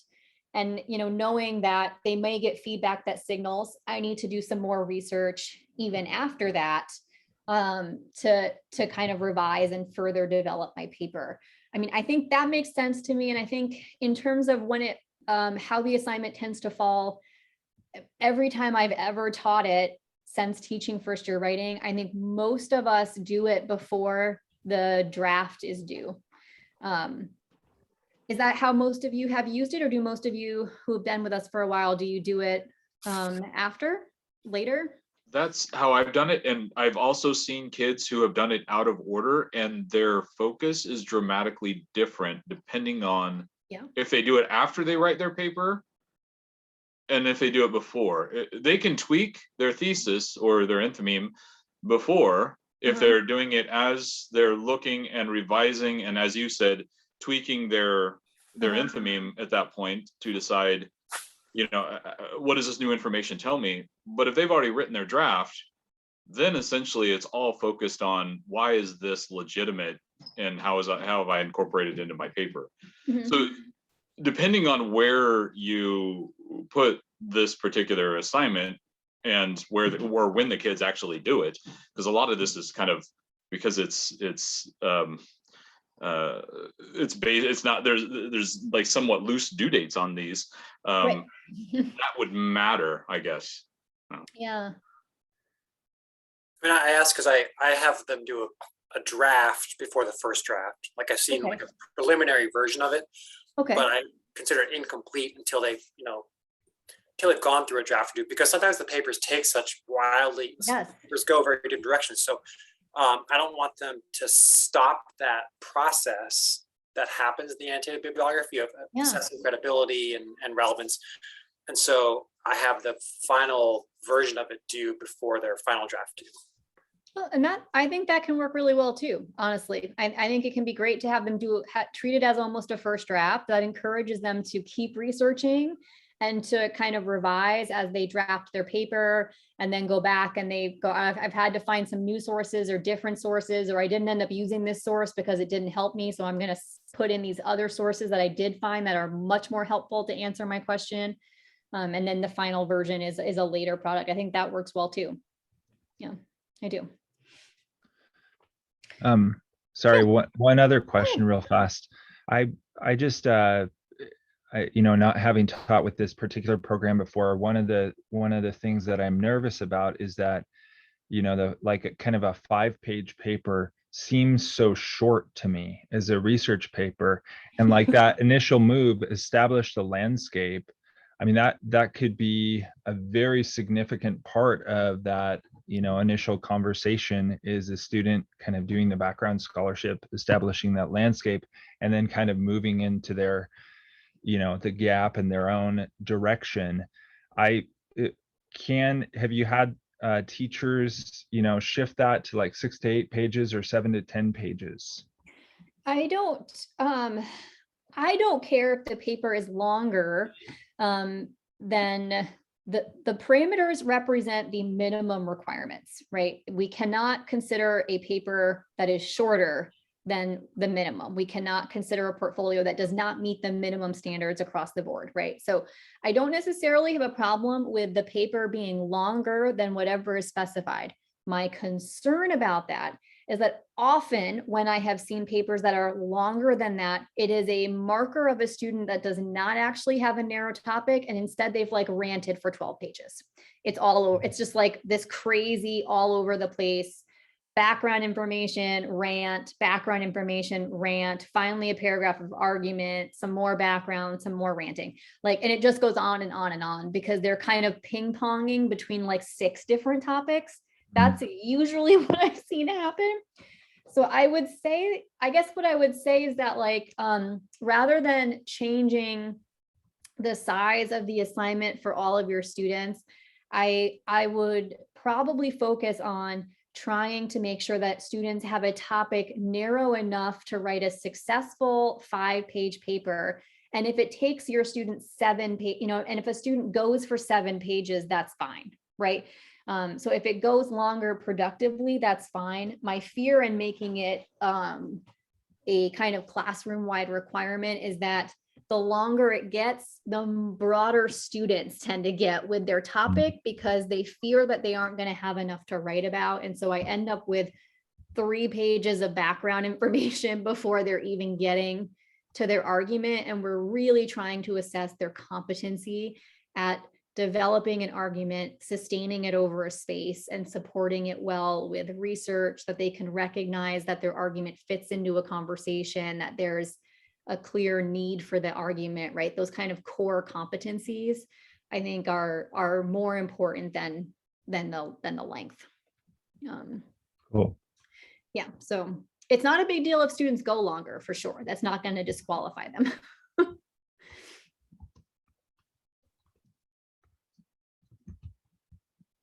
Other questions about this before we kind of move on a little bit?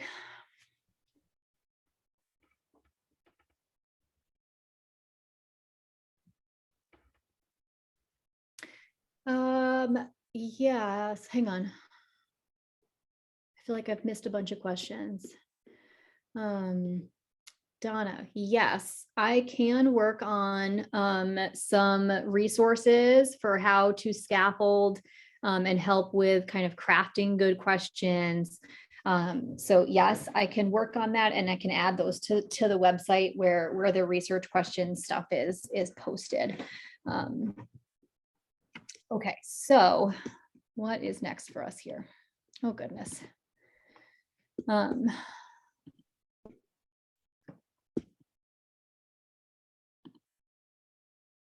Okay, nope. I've now just presented for myself and not successfully shared the screen with anyone. And yes, I will pass around. I'll email around to the same kind of email right after class. I will right after we're done with this PLC. I'll send you the draft anyways of the assignment, and you can play around with it for sort of journal prompts or in-class activities. I think that would be totally fine. And I'll be so curious to hear how it goes because I think it's going to be interesting for winter. Okay, so per usual. So in this kind of last part, the thing I want to talk about is something I don't know if we've ever really talked about in detail before, and that's kind of the information literacy component of Willamette Promise. So our state, I mean, there are national information literacy standards, but our state also has a work group that has developed particular standards for information literacy, searching for sources, evaluating sources, talking about credibility and bias, that we want students to achieve at the first year writing level.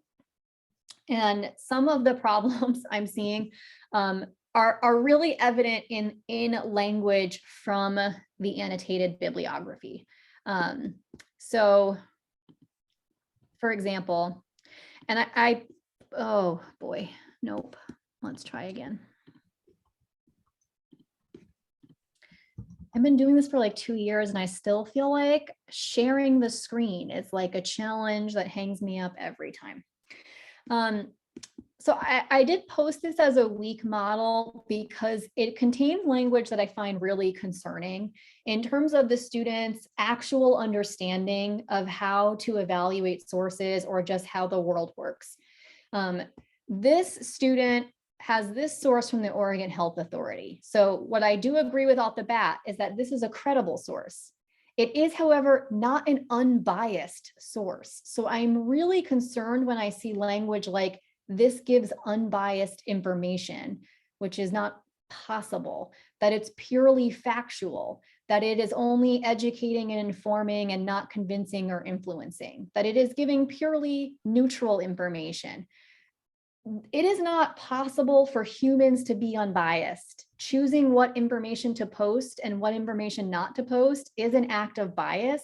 Bias is not the same thing as credibility. We're all biased. You cannot be an unbiased writer. You cannot find an unbiased source. No educated librarian in this country would agree with you that those things are not possible.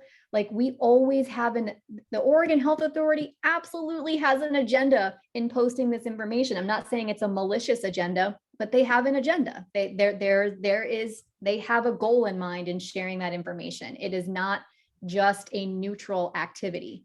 And so when I see annotated bibliographies like this source here is biased, even though it is written by a credible organization, because it argues against euthanasia and physician-assisted suicide, which is what the student wants to argue for.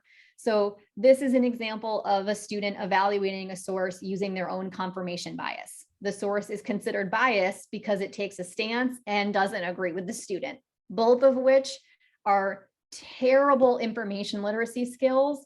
And this is an annotated bibliography that should not have received a passing grade or been allowed to be turned in for this portfolio. Though that language is deeply concerning to me, and it does indicate some, and this is what I will say is representative of other annotated bibliographies that I saw in scanning for materials to put on our website. So the one thing that it shows me in looking at a lot of these models to do this is that we are not doing a good job teaching information literacy to our students. Too many of the entries that I saw in annotated bibliographies show that students don't understand the difference between bias and credibility, which is why I had the WU librarians put together that reading for you to read and for us to talk about today. Students seem to often choose sources based on their own confirmation bias, which means they choose sources that agree with them, that agree with their preconceived notions, not because they're actually genuinely helpful sources in exploring their research question. They are looking for things that agree with them. That students largely determine credibility based on URL, which is a terrible metric for determining credibility. The URL has absolutely no relationship to credibility. I own 2.edu and a .org site. You buy URLs. Everyone purchases a URL. You can purchase a .gov if you want to. Like you can buy domain names. So this is not an indicator of credibility. It's not a good metric to teach students. And what I read in a lot of these are myths about information literacy, and they're myths that have been well established by scholars, well documented by research, and are not supported by our state standards or national standards of information literacy. Information is not neutral. It never has been. You cannot report facts without also having an agenda, because we all have an agenda all the time. Even if it's a good agenda, you have an agenda. There is no way for someone to be unbiased or to have an unbiased source. All sources are biased, even the encyclopedia, even the dictionary, they're all biased. They're created by humans who are biased. It is not possible to be unbiased. You can have an opinion and still be credible. Like your sources, there's bias in your source, but you can still be credible. And URLs don't indicate credibility. They have nothing to do with the credibility of a source. They're not a good or an advanced or a college level metric to use. And it is concerning to me to see how often these things are referenced in annotated bibliographies. So that is one significant problem. And I think, where am I at? Yeah. When we move into this annotated bibliography, the whole point of this text is to help support students as they develop their understanding of argument as a conversation, to genuinely read and explore and evaluate sources based on a variety of more reasonable metrics to determine that the source is credible and has trustworthy information and has value to the conversation, is offering a perspective on the conversation, even though that perspective is a biased one, right? So the annotated bibliography should be a space where students think about how they're going to engage with these sources, how these sources connect to each other. That's called lateral reading, right? How they connect to each other, how they can find facts in one reading that are confirmed in a second reading. You could even encourage students to divvy up their annotated bibliography by sections. These are sources that I think are useful for background information. These are sources that have arguments I want to challenge. These are sources that offer perspectives that will help me explain my argument, my lens that I want to take. They could divide it up into sections if they wanted to. I've seen annotated bibliographies that do that quite successfully. So what I want to do before talking about what we need to do better as teachers and how we talk about this, because I have heard it honestly from in our PLCs. So I think some of it stems from we are not being careful and intentional with the language we use. For example, when I changed all the readings, one person raised their hand and their first response was, students noted that these are all just really biased. You know, they're not like the other readings that are more neutral. And I was like, no reading is ever neutral. Yes, they're biased. And so were the previous readings. They were also biased. Bias is not the same thing as credibility. And so making sure that we have a really clear understanding of the difference in the language and using language really intentionally with our students is really important. Right. I've read many reflections where students write about how they wanted to say this, but they didn't because they needed to remain unbiased, which is not possible. They're biased in their argument. They maybe didn't say it because they wanted to maintain their credibility, perhaps by being more fair to the other perspective, or because that particular piece of information might read as overly emotional. That is correct. But this is language we need to start critiquing and correcting because it is not a demonstration of good information literacy. So I had you, did you want to jump in, Rory?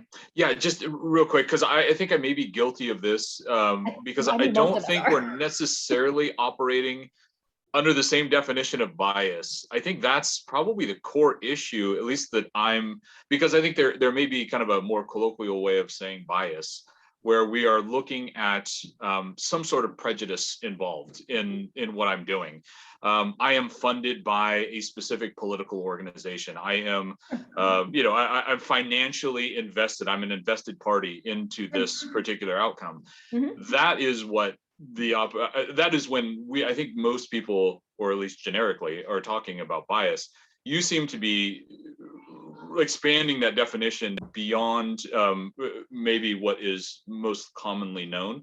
And I think that may be tripping at least maybe me or whoever else up a little bit. So maybe a better understanding of the definition that we're operating under would probably help me guide things a little bit better, because I am really looking at credibility and I'm looking at more scientific results. And yes, I know they may be funded, but trying to go in with an open, and saying I'm not persuaded by a political organization or funded by somebody who is expecting these specific results. Yeah, I think that's fair. I am using the definition of bias that comes from the information literacy framework, because that's the one that we need to be achieving. Those are the outcomes. And so I think, what you're describing is also important, right? So I think one thing that is helpful to know is that research methods can be objective, scientific methods can be objective. Humans cannot report data objectively. It's not something we can do because we have an agenda for when we report things. Doesn't mean that it's not credible though, right? Lots and lots of stuff are credible. some things lose their credibility, I think, based on the kinds of questions that you're asking, right? When things are funded by big pharma and are making a certain kind of argument, that funding, that sponsorship may throw into question their credibility, right? That's what it throws into question for me.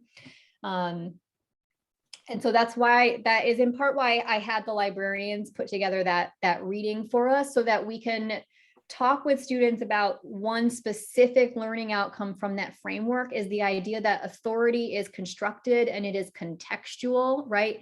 And we can all have it in different kinds of circumstances. That, right, the difference between having methods that are objective, but humans who are not objective, right?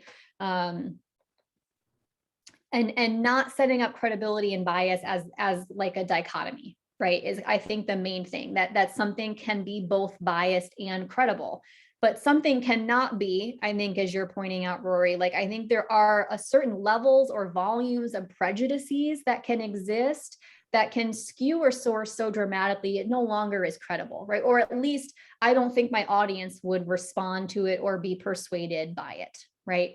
And so some of this language, I think, is language we need to start flagging a bit more aggressively with students than we maybe have been in the past. So yeah, so I think this is a good point anyways for us to talk a little bit about the reading, kind of what you thought about it, and I think some of the possible activities that you can do, some that are illustrated in the reading, to kind of start to help students see how, right, a news article can be reported the same story in 3 different news venues, but that's going to have a really different slant, right? In each of those different things. CNN is going to report that story very differently than Mother Jones is very differently than something else, right? It's the same story, but the slant really changes the way that information is presented to us, the way it's packaged for us, and the way that we're gonna read it, right?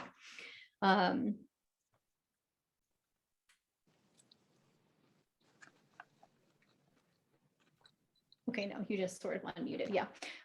Yeah, thoughts. I just wanted to, just mention my ignorance and just admit that I haven't had a lot of experience with the framework for information literacy in higher education. So I'm kind of exploring the links right now. And can you confirm that it's that link there? Yep. Yep. And Is I've that linked the overall framework?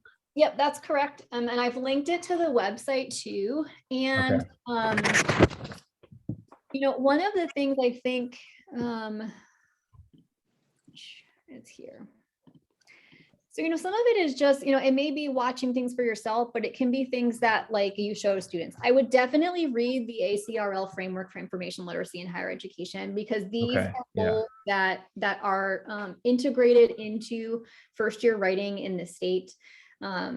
Gotcha. There are a couple, and the rest are videos that actually could be fun to watch with students. So I watched the confirmation bias one with students, which is it's about confirmation bias, but the whole video is why we love fake news, right? So it really helps us understand why we gravitate towards stuff that agrees with us. So that can be a really good one. I think these other ones are all crash courses that can be really helpful on like evaluating. Like I've seen a couple, I think one of the sample annotated bibs that I posted, I highlighted that the student in their annotations, one of the really sophisticated moves that he made was lateral reading. He said, yes, this source does have some bias in these areas, but I found the same information in these other 3 sources that I have. So I believe the information is still credible and trustworthy because it's information that exists in other sources I have evaluated as credible. And that's called lateral reading. And so that is a great information literacy skill. And I think those 3 crash course videos, which are also, all the videos are on the website, they can also be really fun and useful to watch with students. Awesome. One other thing, like just going back to what you were saying earlier about bias and credibility, I think one of my initial fears when I heard that was like, okay, well, my worry is that, this is from a Writing 121 class a long time ago, was that kind of distinguishment in, or distinguishing marks in the hierarchy of credibility and source evaluation done by that URL. And that, my fear is that it's a free for all to say everything is biased, but I think kind of working towards more nuance, and I could use some guidance on this, is kind of seeing the particular bias within within articles that may be omitting something, or looking at everything as credible, but within their certain field of expertise, not the sense that yes, everything is kind of on equal ground in every regard. Yeah, and I think, so I think doing some activities like the one that the library gave us, right? So there's a student handout. Yeah, lateral reading is super helpful. And I think, things like having students, I think this is the activity, and you can certainly add to it. And it is mentioned in the reading for you as well. Have students find a current story and have them read about it on NPR, have them read about it on CNN, have them read about it on Fox News, right? Tell them to read about it, give them 6 different links, right? And so because the goal is to be able to say it's practicing lateral reading, but it also helps us see the way we all have a particular angle of vision, a framing, right, to how we approach delivering information. That the framing is what's biased, right? Because it's our slant, it's our thing. And so it's kind of being like, okay, yep, Fox News is going to be conservative. They're going to care about these things. They've presented the information in this way, but when I read about it over here, it's presented this way. I've read about it here, which seems a little more balanced. So now I'm wondering about this.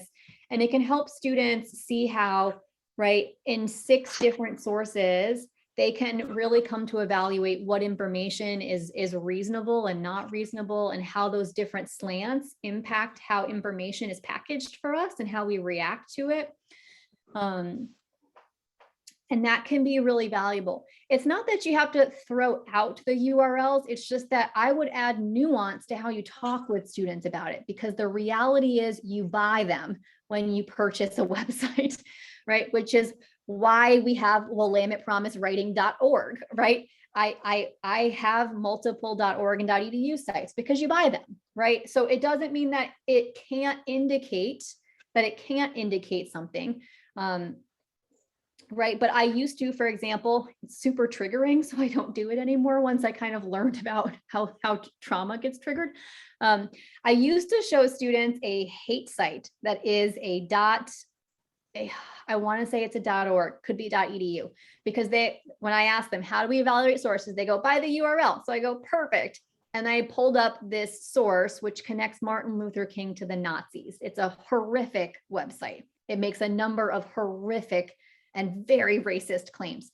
And so I use it in part to show students that it is not a good, that just going by the .org is not a good indicator, because as soon as we look at the site, we can see that this is all insane information, right? This is the information of a crazy person. This is not good information. So it's not that we can't, it's just that I would say, okay, so step 1 is I've got a .gov. So I'm assuming that this website comes from the government. And so, right, that perhaps it has information I can trust, but I still need to look into a bunch of other things, right? So I think it's just adding nuance, because students so often stop at that point, right? It's a .gov. So obviously I can trust the government because they've never done anything wrong to us, right? And so maybe I'm just the anarchist in the group, right? But so it's like that, it's just getting them to pause a little bit, to be like, just because it's from the Oregon Health Authority doesn't necessarily mean we can automatically trust that information, right? So it's adding some nuance instead of saying it's a .edu, so obviously I can trust it, right? It's a .gov, so obviously I can trust the information coming from the government, right? And reminding the fact that, as the librarians were telling me, 30 years ago, ooh, it was not common to buy websites. So it was more common for certain groups to have control over certain domains, right? It is not anymore. You literally can go on to any number of websites and select the .org, .gov, .edu you want your site to end with. And so all kinds of groups have sites that end in .org, and they're not good information, right? So I think it's having those conversations with students and pausing a little bit when students respond to, this is just factual, it's just reporting information, so it's completely neutral, right? And challenging that a little bit, because that is most definitely a myth. So we're certainly looking for this kind of distinguishing nuanced language within students' annotated bibliographies. We also looking for the same sort of nuanced conversation, source evaluation in their research position paper, where students they're kind of looking, they're showing their lateral reading ability, they're making those distinguishing moves, and then using that information. Yeah. And like I said, I posted the library activity as a doc, as a Word doc, so that you could revise it or modify it, download it, and kind of make it your own. But that is a good activity to have students do. You can have them do it first as a class, pick a topic, have them do it all together, and then have them do it with something from their own research project. Find something about coral reefs, but find it from 6 different websites, right? Or if you're writing about something, that's more political, find it from 5 different news venues, right? If they can't be all conservative. They have to choose across the spectrum, right? And have them journal about it, because that lateral reading activity really does help, I think, enhance and have them have conversations about how, again, it doesn't make it bad, but if we have a conservative lens, if that's our lens, it does change how we're going to filter the information, right? And how we're going to evaluate information as credible or not credible, right? And having, when you look at it across a bunch of different platforms, it really helps, I think, see what information remains stable, what information gets manipulated, gets portrayed in a certain way, right? But we do need to find ways, I think, to enhance how we are teaching students to evaluate sources and define them as credible, right? And I think it's problematic when students, one, determine that a source is biased because it doesn't agree with them, right? Or that having an opinion means the source is biased and not credible, because we make arguments all the time, right? Those can be credible, they're still biased.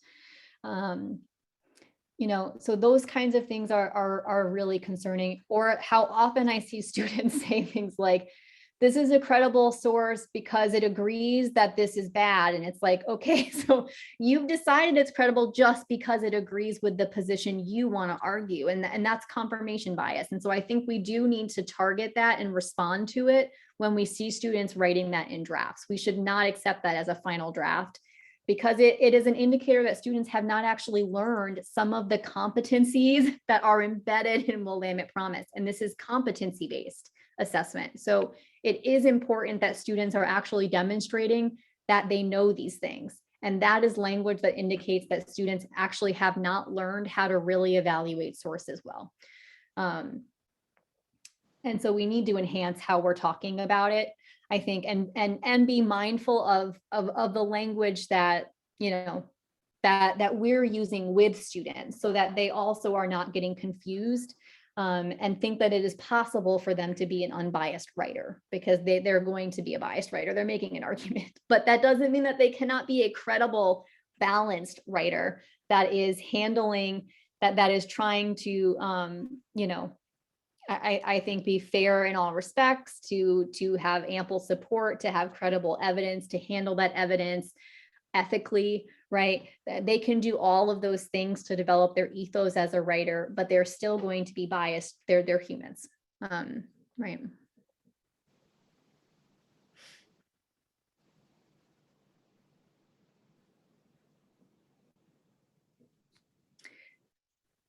So this is the other question, and I'll go into like the last, I only have like one slide left. So I'm working on this. I'm working on a solution.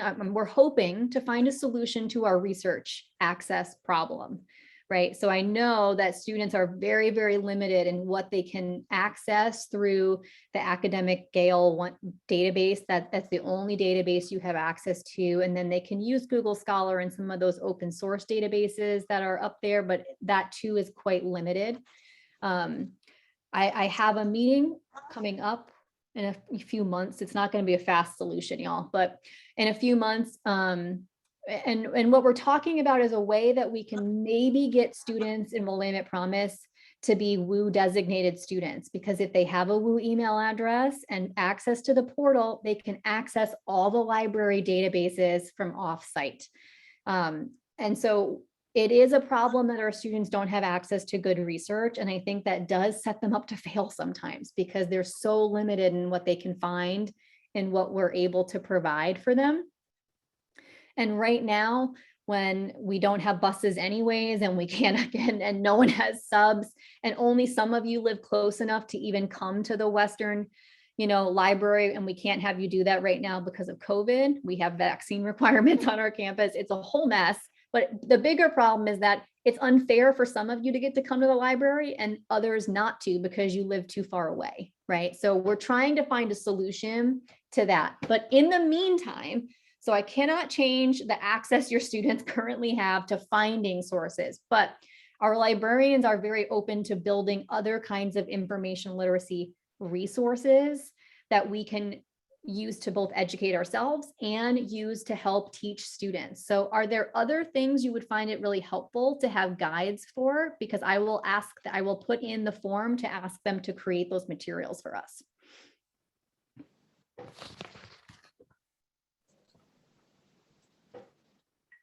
Sorry, I'm confused. I thought that our students did have access to the Gale databases and the academic journals. Is that They have access something to what different? is available in the Gale databases. Okay. Yep, that is the only database they have access to. So they have access to everything in there, academic one file, but that's it. And that is quite different than what students on campus have available to them in the WU library databases, which is like 110 times what that is. Yeah. Yeah.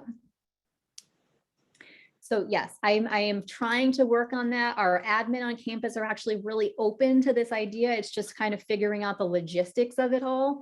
That will be tricky, but I'm super got my fingers. I'm super hopeful about it, because it remains an area where I know we've talked about for years how hard it is, because students just don't get to really dig into enough different areas. They don't have access to a lot. Yeah. So but yeah. If our district or school or however, I think it's my district, I was just pulling up what my library provides for us. And we have EBSCO and we have something called OSLIS, which is for secondary students. Mhm. And obviously students can use those. Yep. Because they have access. So, okay. Yep, they can use whatever they have access to through your library. They get access to OSLIS, Gale, Academic One File. They have to have a certain number of scholarly sources and those are sources that would come from a database, from an academic journal or something like that, right? They have to have a certain number of those for 121 and 122. But yes, if your libraries have access to other things, EBSCO is great. They can certainly use all of that as well, as long as they have, and honestly, they can find a lot of full PDF journal articles through Google Scholar too. I don't care if they're from Academic One File, as long as they have, and I think we changed that requirement that it has to be scholarly. Don't necessarily care where it comes from, because I know Academic One File is so limited in what it can offer for some of those topics. Yeah. But in the meantime, while we're trying to sort that out, if there are other information literacy skills or types of activities that you would find helpful, I will put together, the library will put together a whole landing page for us on the, I think on the WU website. And I can request to have them build whatever materials we might need. So if you have ideas of things you'd find helpful, either for yourself or to be able to help give to students, I will collect and take a list and I will submit them and make it happen.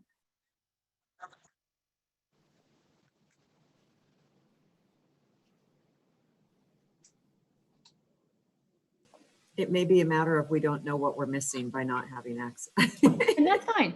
That's fine too. You know, I have ideas of things I can put up there, you know, besides, you know, stuff on credibility and bias. I can certainly ask them to create student materials for lateral reading. I can certainly ask them to create student materials for, you know, basic additional, you know, I think their handout includes evaluating sources, but you know, all of that stuff along those lines, I can certainly ask them to build up. But if there are things that you would find helpful to have that are in this area, this information literacy area, let me know, and I will have the library start working on it, and they will gladly build all these materials for us. Yeah.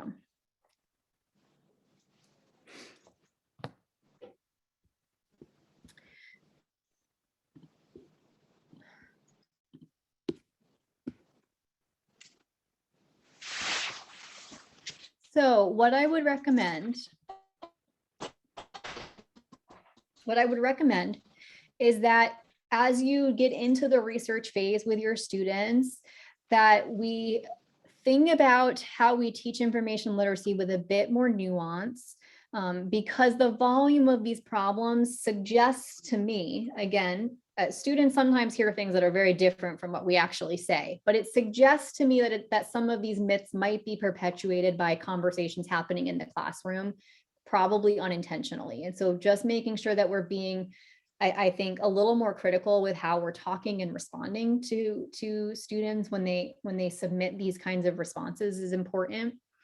I would definitely, based on what I'm hearing from you, try to teach about confirmation bias, especially if you start working in research questions. Students humans, honestly, we do tend to gravitate towards things that agree with us because it lights up the pleasure center of our brain.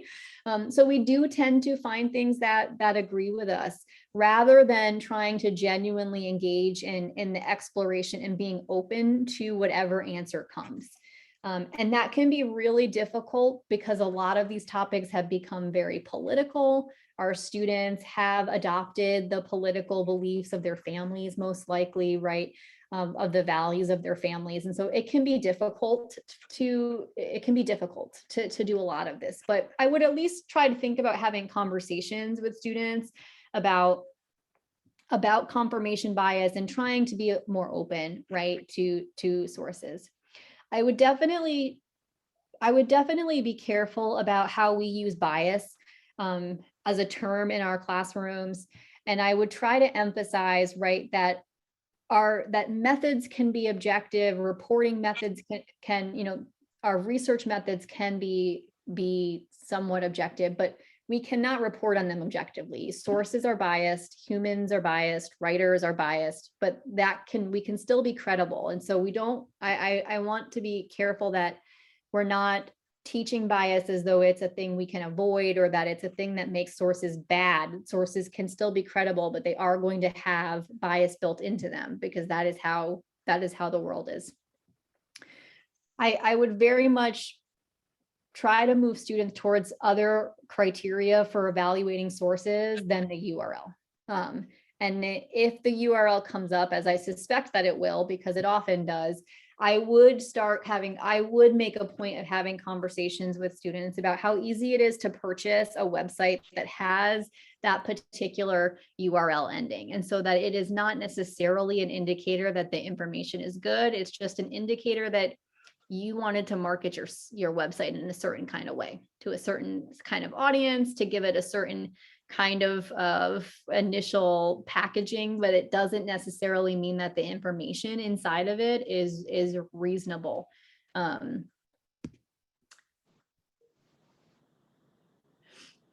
But I do think because this is embedded into Willamette Promise, it's aligned with our learning outcomes. It is an expectation of the state that students are learning some of these things. in our 121 and 122 courses, that it is especially important that one, we're teaching these concepts, and two, that we are kind of pushing back and challenging when students are writing about these kinds of issues and doing it quite incorrectly, because it is an indicator that they are not developing these competencies, and that is part of this program, right? Yeah. So let's see, I have plenty of time for it. Final questions about this or anything else we've done today?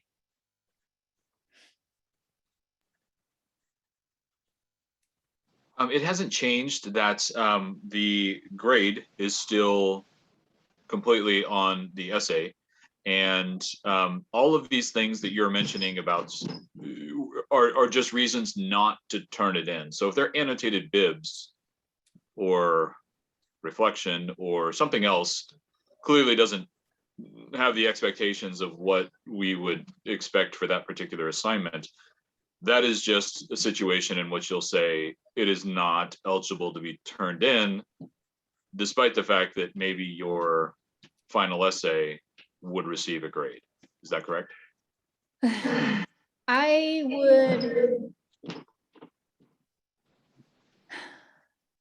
think we have to be, I don't know, I feel like this is probably partly an Addie question, because I think, well, I think we have to be careful with the justifications that we have based on how we have identified the portfolio as being scored right now. So for me, right, I would say that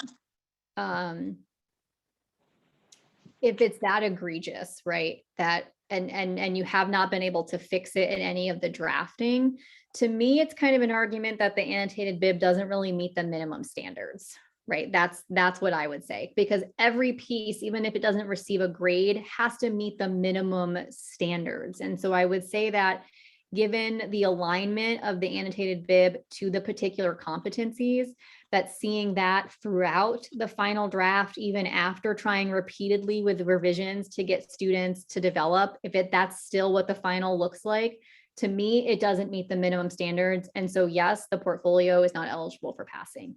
But that has to be the explanation that we can legitimately offer, right? Everything has to meet the minimum standards. And so so even though it doesn't get a grade, even if the essay piece looks fine, if the other pieces are not meeting those standards, it does invalidate the whole portfolio. Yeah, what I would just simply put, if it doesn't meet the minimum standards, it's essentially they didn't turn it in. It doesn't exist. So if it can't be given the minimum standards, then it would be a 0 out of 1. It just doesn't, it just doesn't exist at that point. Yeah. I have a question related to portfolio that might be better suited for teachers who've done this several times. With students in your timeline, when you finish a semester term, and perhaps those students have worked hard, but you have some of these gaps in meeting the objectives, has that been difficult working with parents and students, kind of articulating that you're still not there? You would either need to retake the course next year, or we have to find another option. Have you seen a lot of sticky situations like that?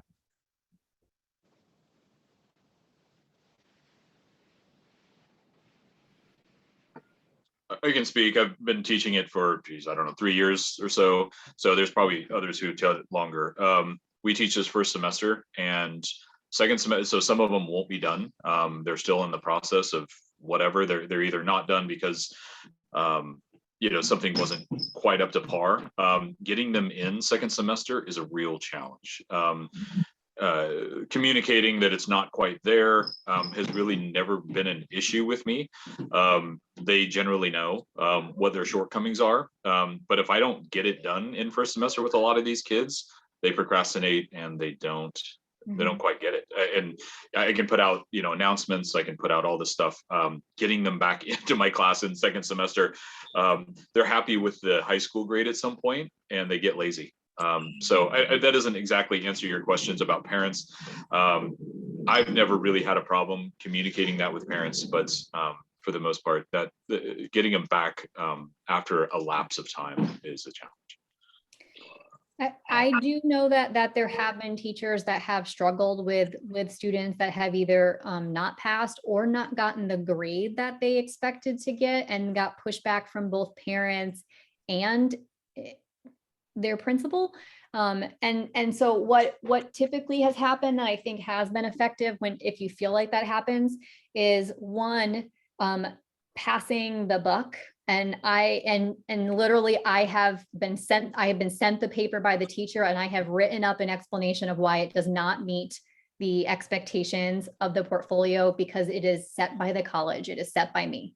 So that is your backup plan at a bare minimum. If you do receive pushback and you can't, and you explain it and you're still getting pushback, totally pass the buck to me, and that is fine.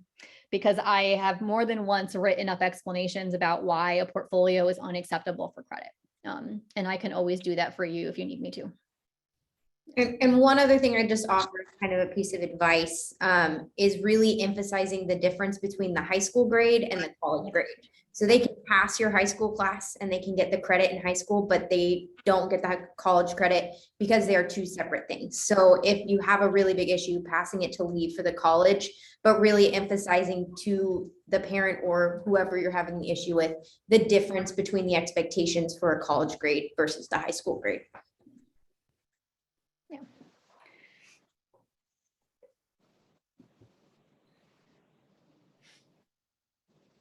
Anything else?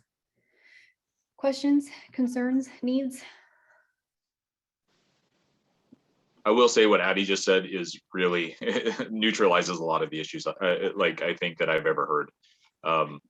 The high school grade is one thing, and I communicate that with the kids. And no parent, I think parents sometimes get intimidated to try to go after college professors, so but for some reason they love to challenge us and our conclusions. So yeah. Yep. I have literally never had a parent contact me in response to one of my emails explaining why the portfolio didn't pass. So yeah, like emphasizing that the high school grade is completely controlled by you, and then saying the college grade is completely separate and it's controlled by the college, right? It really is. So it kind of frees you a little bit, which is also why I added in that thing about the readings being picked by the college too, so that parents don't think you're trying to indoctrinate their students with your liberal ideas, right? Instead, it's just me. So.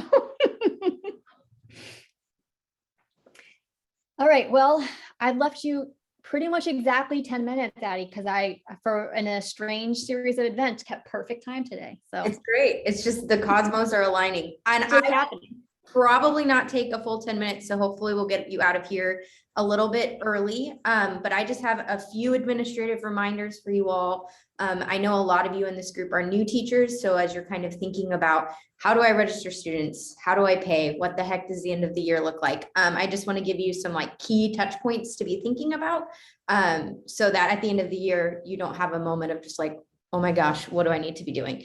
So I'm just going to really quickly share my screen with you all, and you've all seen this before, so I won't, like I said, labor it too much. But student registration and student payment are both open right now. So you can have your students go through this process today. You can have your students go through this process in 2 months. It is a rolling registration period because we are assessment-based learning. Some of you teach Writing 121 through an entire year. Others of you choose to do Writing 121 and 122. So how you structure when you have your students register is up to you. We do ask that all students are registered regardless by May 17th. So you have time to work in the system to get their grades in the right place. So basically, my advice to you is the sooner you have the students go through the registration process, the sooner it's off of your plate and the sooner it's off of theirs. It doesn't hurt anything. As Leah said, or I think Lee said this today. If a student doesn't like their grade, they don't have to accept it. It doesn't have to go on their transcript. If they get a C and they're like, I absolutely never want anyone in a college to see that, that's fine. They can say, I don't want that grade. And their registration doesn't hurt anything if it exists without a grade. So their registration does not require payment simultaneously. No, I would suggest, because one of the things we're really committed to as a program is if a student pays and then they don't get the credit, we refund them 100%. There's no room for error with that, because we do have students that they pay and then again, they see their final grade and they're just like, not interested in having that on a transcript. So we encourage them to do the processes early because it just makes it easier for you all. But again, if they wait until a little bit later, that's also fine. Down here at our website, you can see that there's these buttons, and these are the most helpful way for students to navigate. They can go through the drop downs, but it's a little bit confusing. We're working on streamlining some of that. But if they go to the student registration page, click into Western Oregon, there's 2 links, and this can throw students off a little bit. They're going to want to start at the register here link. So how we have the system set up, and for those of you who've been here for a few years, you know, last year specifically was a little bit rough with student registration, getting them to go from our OrSkills system into the Western Oregon registration system. How we have it right now is a student clicks on the register here link. They'll see the OrSkills page, fill out this information. One thing you will need to get from your front offices, or you can look in your grade book if you know how to access it, is the student's SSID number, which is basically their identification number for all state testing. It's just how we track them through both our system and through Western's. So it's really important they enter in the right information, because if they enter in the wrong information, it doesn't prevent them from taking the class, but when they go to get a transcript, it's really hard for them. We want to make sure we're removing as many barriers as possible. One of the huge goals of this program is to show students that they can navigate college processes. So the easier we can make it by making sure they have correct information up front, it takes off some work for them on the end. We can always find the grade. We can always make sure that it gets to the right place, but occasionally students just get really frustrated. So it's important that they have this identification. But once they enter in this information, they'll hit submit and they'll get a button that just says, thank you for completing step 1, click here to go to Western Oregon's registration. So it'll automatically shift them to the second half that they need to do. Occasionally a student will exit out and they don't do the Western Oregon registration. We've tried to put in a lot of safeguards so that doesn't happen. But if that's the case, they can go back and they can do it here. It'll just take them directly to the Western Oregon page. But they don't need to do this if they do both at the same time. And another important thing, someone have a question, sorry. Just one other thing I'll point out, for those of you who are new, we have had some OrSkills training, and I know some of you were able to attend our first one. We do have 2 more. One's on November 18th, which is a Thursday, and they run from 3:30 to 4:15. We tried to do it after your guys' school day. So November 18th and December 2nd, and that will really show you, we'll go through how you upload portfolios, where you assign grades and all of that good stuff, but you'll be able to also check students' registration status and payment status in that system. But make sure as new teachers, we do ask that you attend one OrSkills training so that you have knowledge of the system. Lee can attest, and old returning teachers can too. It's a bit of a finicky system that works mostly. It has some quirks, and we've figured out how to kind of work around them, and we're working on continual improvement of the system.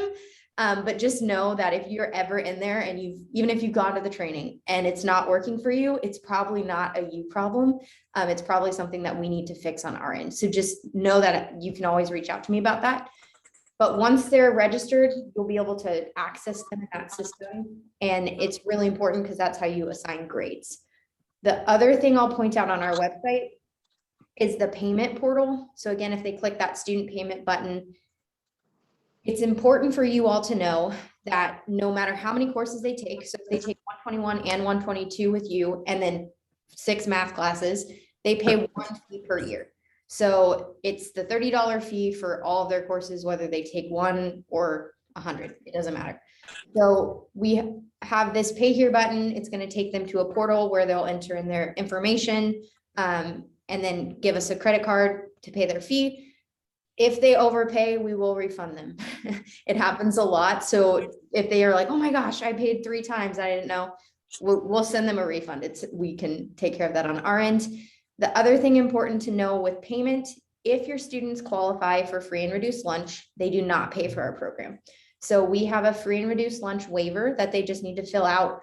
It's just a Google form that I have access to on the back end. So they'll fill out the information. Again, we ask for that SSID number. So that's an important number for them to be able to know. Once they've submitted this form, they will show on your end exactly the same as a student who has paid via the payment portal. I will go in and mark them as paid so that you have access to that information. One thing about payment that I like to point out to new teachers and returning teachers alike, we bill your school at the end of the year for any student who didn't pay if they got credit. And they do not like getting big bills. They know that this is a part of the contract, and then it becomes their issue to request that fee from the students. But if you can do everything you can to make sure your students have paid before the end of the year, it will save your districts a lot of time and you will get a lot less grief because they do not like getting bills. So just keep that in mind as you're going through these processes. So I'm going to stop sharing my screen and just kind of open that up for questions about I have payment. a question. Okay, so students only register for Willamette Promise once ever, is that correct? Yes. So Okay, now, go ahead. I was just going to say for Western Oregon, yes, that is correct. If they have any OIT classes, that's a whole nother ballgame. But for Western Oregon, yes, it's a one-time registration. Okay, interestingly enough, one of the issues I have had is getting valid information about whether or not they have registered previously. Would a good way to get around that be to just try to put them in my section, and if they're there, they're registered? Yes. Okay. The other really big indication is if they go to register and it says SSID already in use, that generally means they're in the system. You can reach out to me and I can confirm it for you in case there was a student entered in something wrong and their SSID got used. But generally, if that shows and you can put them in your section, they're in the system. Any other questions?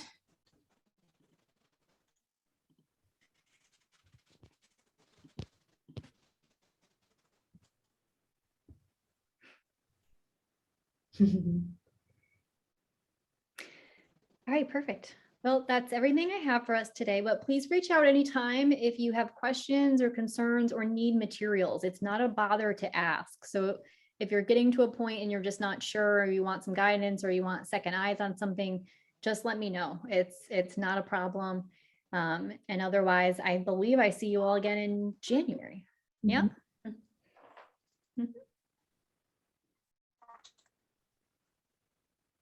Awesome. Have a good rest of your day, guys. Perfect. Thanks, everyone. Take care. Thank you.